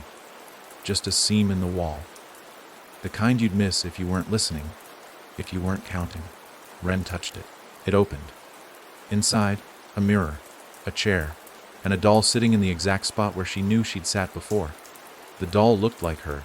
Not how she looked now, but how she would.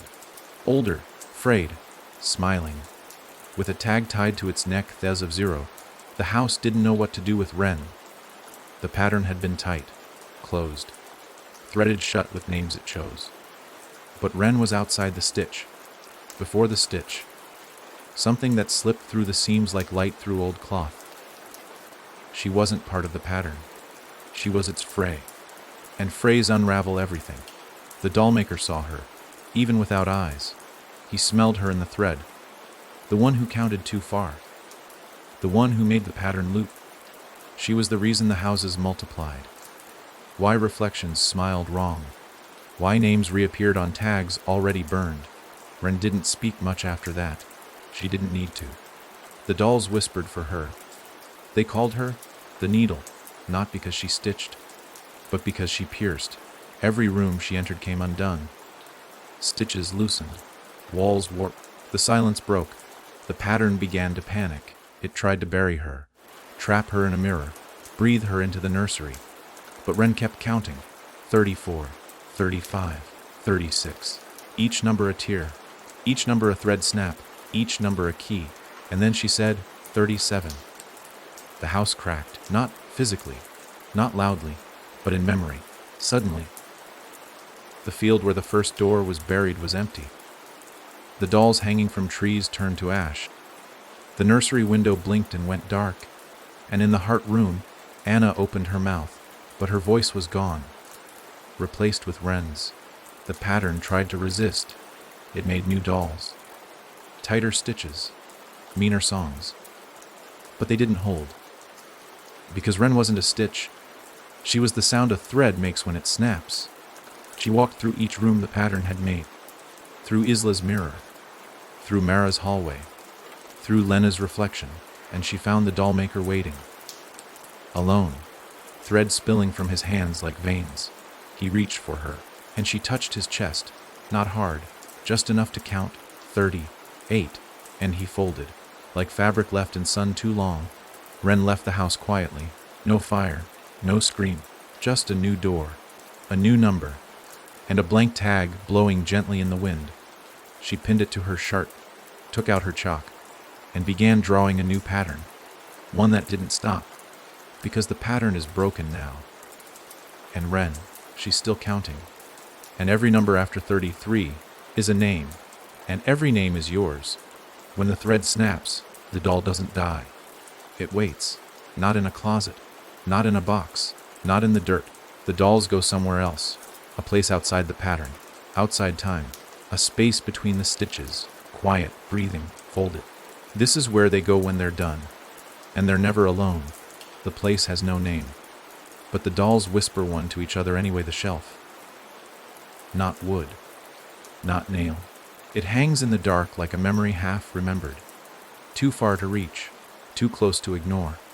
And on it every doll ever made, every silenced voice, every mirrored face, every one of the 33, and now, more. Since Ren began counting beyond the pattern, the shelf has grown. Rows and rows of dolls, some whole, some half, unspooled. Some stitched with mouths wide open, mid-scream. Others with no face at all. They don't move. But if you stare long enough, your pulse begins to match theirs. And in that moment, they watch you back. The shelf isn't just a resting place. It's a library. Each doll holds a thread of the life it replaced. Memories spun in cotton. Fears folded into joints. Secrets packed in ash and hair. When the doll maker first began, he placed them there as trophies. But now, they're turning toward each other. The first to stir was number 6. An old doll with broken fingers and a name long forgotten. It tilted its head. The thread in its neck twitched. And it whispered, "She's still counting." A one by one, the dolls began to shift. Not with motion, with intention. They began facing outward, toward the edge of the shelf, toward you. Because the shelf doesn't sit in a void, it sits just behind the wall. The one you've always assumed was solid. The one behind your closet. The one beneath your bed. Elise's doll, number 20, climbs to the top row, not with legs, with thread. It unwinds from the ribs, spins like a spider, tethered to nothing, and as it rises, it sings the lullaby backwards. Shahush now, time to sleep. Name to forget, soul to keep. The shelf cracks, not breaks, opens like a book spine, and from it spills the unstitched dolls that were burned, torn, left to rot. But the pattern never let them go. They were only stored, and now they remember. They begin building, not a house, a body, not a god, a counterweight. Because the pattern isn't the only thing that can repeat. Rebellion can echo too. And the shelf was never passive. It was waiting. In a town where the house once stood, a girl named Emery finds a box in her attic. Her grandmother's things. Old photos.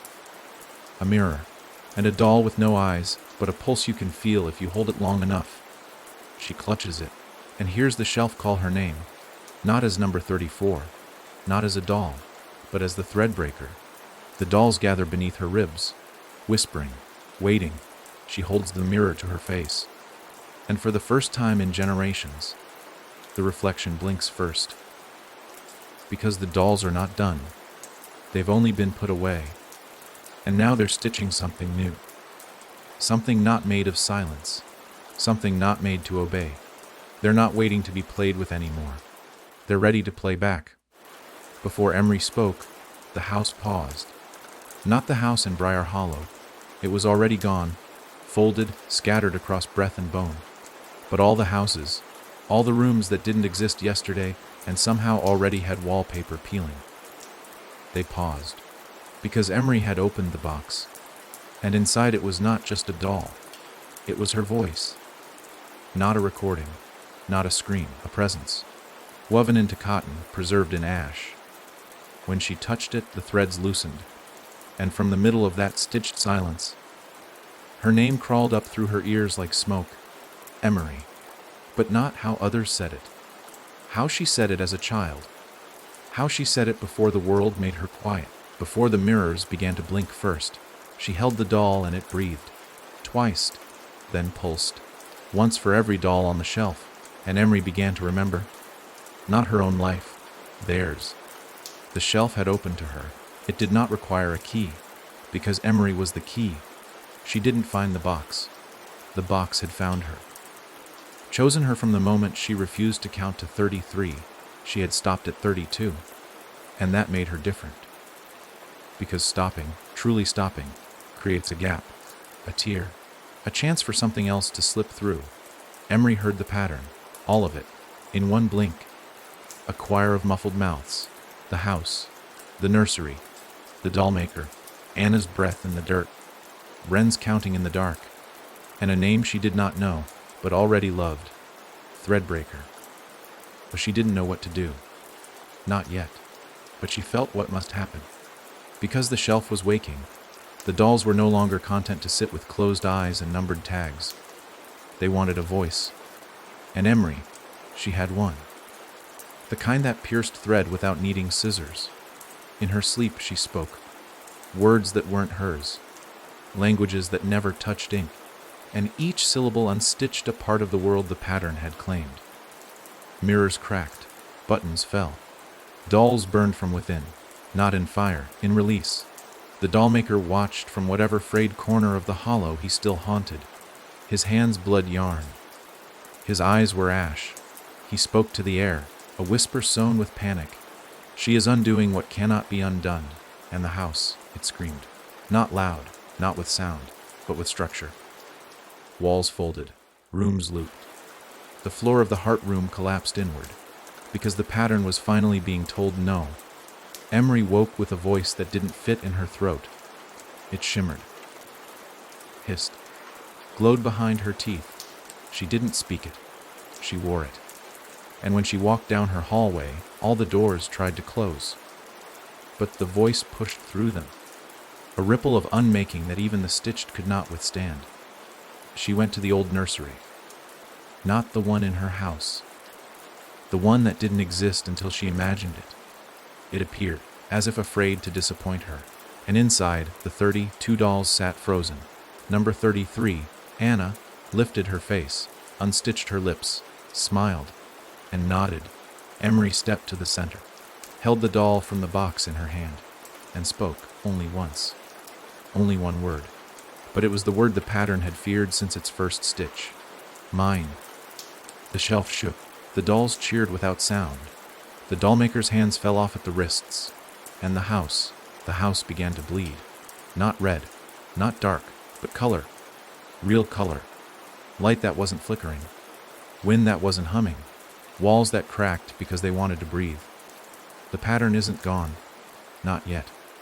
But it's cut, and Emery is the blade. Every house has a heart. Some hide it in a furnace. Some in the family table. Some in the things people never throw away. But in the Hollow's house, the first one, the oldest one, the heart was a cradle. Wooden, silent, stitched shut at the base. It sat beneath the nursery floor, not rocking, not waiting, just knowing. The dollmaker carved it himself. Long before the first doll, before Anna, before the mirror cracked, he made it not to hold a baby, but to hold the start. The very first thread, the one that hummed in his bones when he closed his eyes, the one that whispered, begin. He didn't know what he made back then, only that it needed to be rocked, fed, named, and above all, never left alone. So he gave it what it wanted. The cradle grew heavier each year, and the house, it built itself around it, walls like ribs, windows like blinking eyes, floorboards stretched and nailed like tendons. The cradle never moved, but everything moved because of it. As the 33 were stitched, the cradle deepened. Each name added another layer to its walls. Each doll made it wider. Each silence made it hungrier. By the time Anna was placed in the heart room, the cradle had gone too deep. It no longer touched the house, it touched beneath, a space under space, a wound beneath the soil, a mouth not meant to open. Wren counted past it. She thought she skipped it, but she woke it. And when Emery spoke her word, when she shattered the pattern's center, the thread that bound the cradle loosened. It began to rock. Slow, soft, awake. The dolls felt it first. They turned in their sleep. Some unspooled, others climbed down, back to the dirt, to the root, to the place where the cradle waited. Anna tried to stop them, but she could not move. She listened to the creak of old wood, the thump of something turning inside.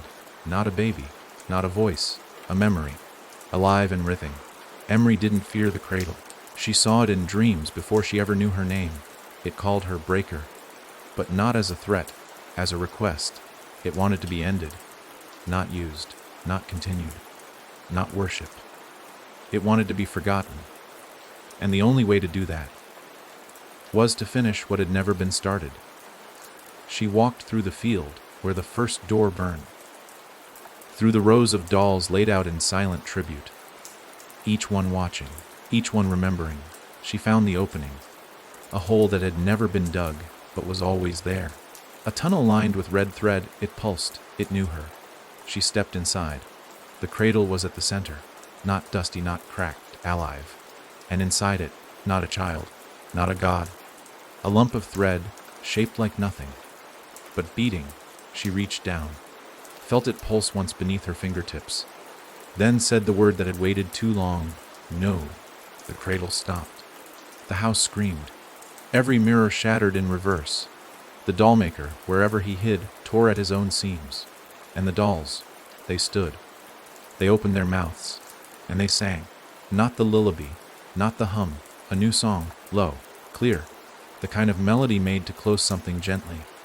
Not with scissors, with forgiveness. The thread withdrew, up the stairs, through the walls, into the sky. It didn't unravel, it rested, for the first time, and the cradle, it cracked, split, dissolved into soil, and beneath it, nothing, just silence, a true silence, the kind you make room for. Emery walked out of the tunnel. No more mirrors cracked, no more houses whispered, no more dolls waited. She didn't win. She didn't lose. She just ended it. But endings are dangerous, because something always survives. And sometimes, cradles are not empty when they crack. Sometimes they leave something behind. A seed, a whisper, a shape that can't be named yet, waiting for the next voice, the next house, the next child who counts too far. It wasn't a secret, it was a choice. The dollmaker didn't bury it to protect anyone. He buried it because even he was afraid of what it could become. A piece of the pattern too old to stitch, too loud to silence, and too wild to place in a doll's chest. He called it the thing that remembers itself. And he buried it deep, under the cradle, beneath the heart of the house, in a space where sound couldn't reach. But the pattern forgot something. Memory doesn't need to be heard to survive. Now that the cradle is gone, now that Emery spoke, now that the shelf has emptied and the dolls have turned toward a new sun, the thing is moving, not crawling, not walking, spinning, uncoiling like a thread that was never meant to stop. A spiral of flesh and string, too loose to hold a shape, too dense to dissolve. It doesn't have a name, because names give control, and this was never controlled. The dollmaker learned that the day he tried to stitch it into a child, long before Anna, long before the first door, a nameless infant, born under an eclipse with no cry and no shadow. He tried, he failed. The stitches refused to close. The skin hummed as he worked. And when he looked away for just a moment, the baby was gone. Only the thread remained, soaked in something older than blood. That's when he buried it, before it could learn itself, but before it could loop. But Emery's word, her now, it opened more than it closed. It ended the pattern, and woke what was underneath it. Wren saw it first, in the space between numbers. She had been counting in her sleep. 37, 38, 39, but after 40, there was nothing, a pause. A gap so deep it pulled her out of the dream. She woke up screaming, because in the silence after the count she heard a voice. Her own, but wrong, thicker, slower, and it said, "I never forgot me." Anna feels it too. Where once there was quiet, rest, now there's something else. Movement behind the bones of the house that shouldn't be there anymore. She feels the thread tightening, but not in the pattern's rhythm. In a new one she doesn't understand, one even the mirrors can't hold. The dolls, scattered across towns and rooms and half-forgotten corners, begin twitching. They don't hum, they click. Their limbs folding inward, then out. Thread tightening and untangling in ways the shelf never taught them.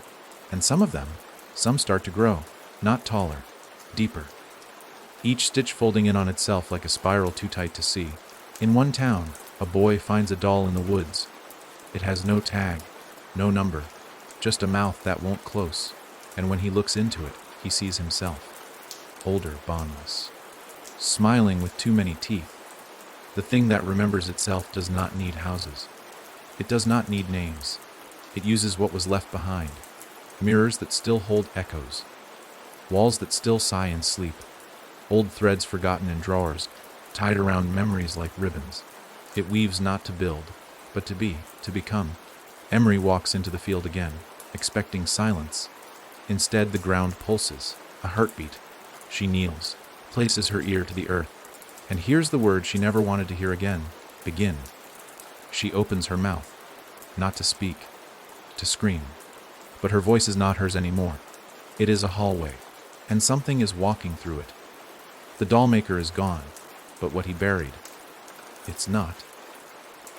And now that the pattern has broken, it doesn't have to stay quiet anymore. It doesn't need a doll maker, it needs a face. And it's looking for yours. Before the first doll, before the house, before the pattern had a shape or sound or name, there was a single thread. Not spun, not chosen, not made, it was. It stretched across nothing. Wove itself through time like a splinter through skin. And no matter how many scissors touched it, it never broke. The doll maker thought he started it. He didn't. He only found it. Cradled in a hole beneath a church floor, wrapped in silence like a gift no one dared unwrap. He believed it was the beginning. But beginnings are dangerous, because they remember everything. When Emery woke the thing that remembers itself, she felt the pull. Not like gravity, like grief. It yanked at her ribs like it knew her bones before she was born. And at the center of it, pulsing like a second heart, that first thread. Still humming, still whole, still waiting for someone to follow it all the way down. She tried to ignore it, to let the pattern fade, to let the dolls rest, to forget the count. But it wouldn't let her.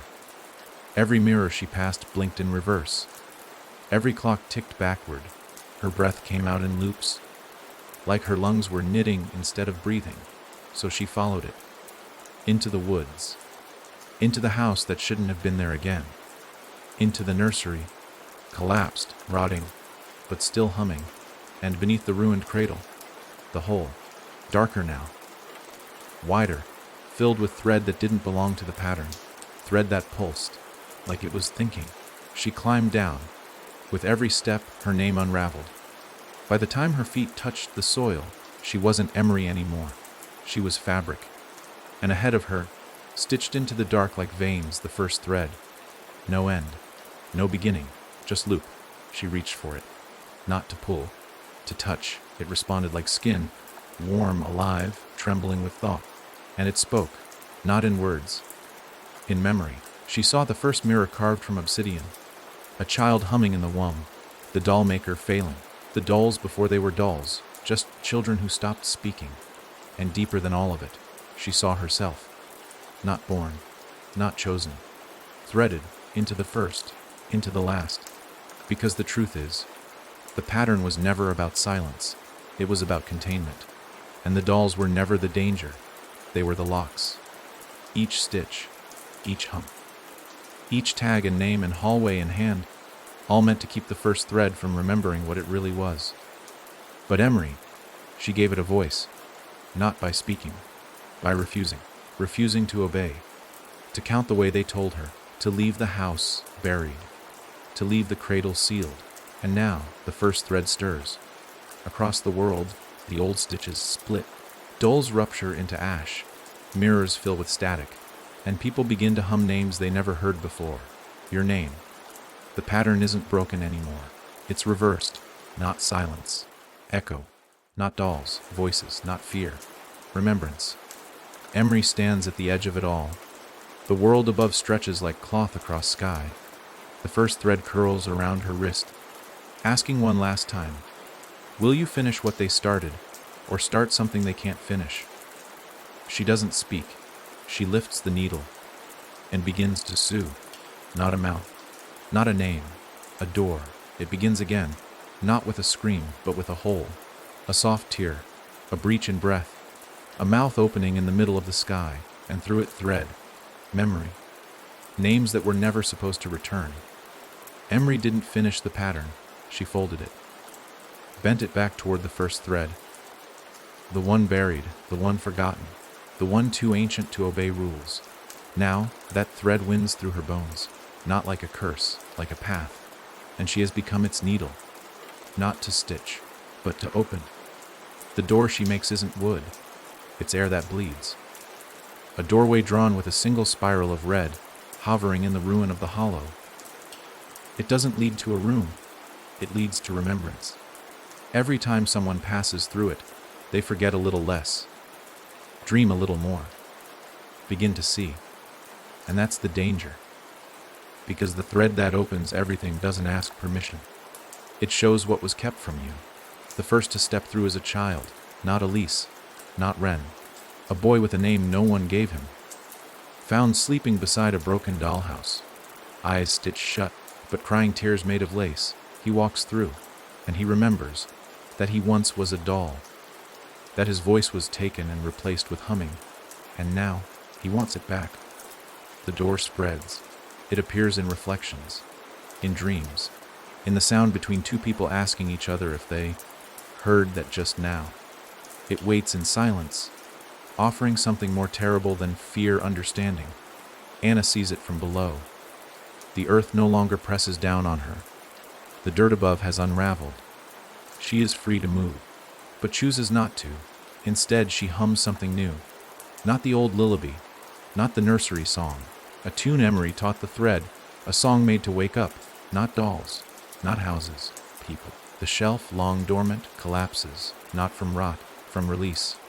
The dolls no longer sit, they walk, they speak. And some of them ask, but what now? They were never made to move forward, but the door, it wants them to. Not everyone walks through. Some burn their mirrors, silence their children, pray harder to gods who can't sue. But it doesn't matter. The thread that opens everything doesn't need belief. Only touch, and if it brushes your shoulder in a dream, you wake up with names on your tongue you can't explain.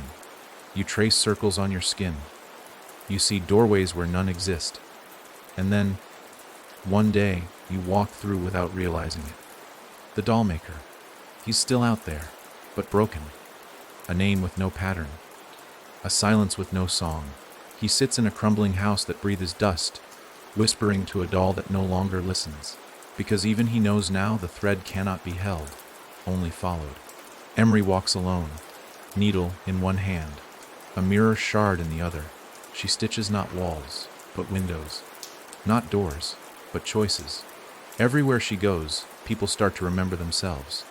And when enough do, when enough awaken, the world will see what the pattern was hiding, that we were all part of it, that we were all being shaped, that we are not finished.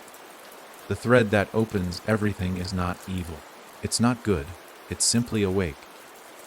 And it is waiting for you to ask one question. What was I before I was told what to be? When you do, when that question catches in your throat, the thread will find you, and you will see the door, and it will not be locked. You won't feel it at first. It won't arrive as a hand on your shoulder or a whisper in your ear. There's no warning, no flash of light, no jolt of horror. The thread finds you softly, in a forgotten corner of your day, in a sentence you don't remember finishing, in a moment when the silence between words lasts just a little too long. That's where it slips in, through your spine, behind your eyes, and into the questions you've never dared to ask. It found Callum while he was brushing his teeth. One blink and the reflection watching him wasn't brushing, it was humming. One note, low, familiar, calling. He turned away, but felt a tug at the back of his tongue, a strange taste, like dust and copper and thread. He opened his mouth, and something inside whispered, 32.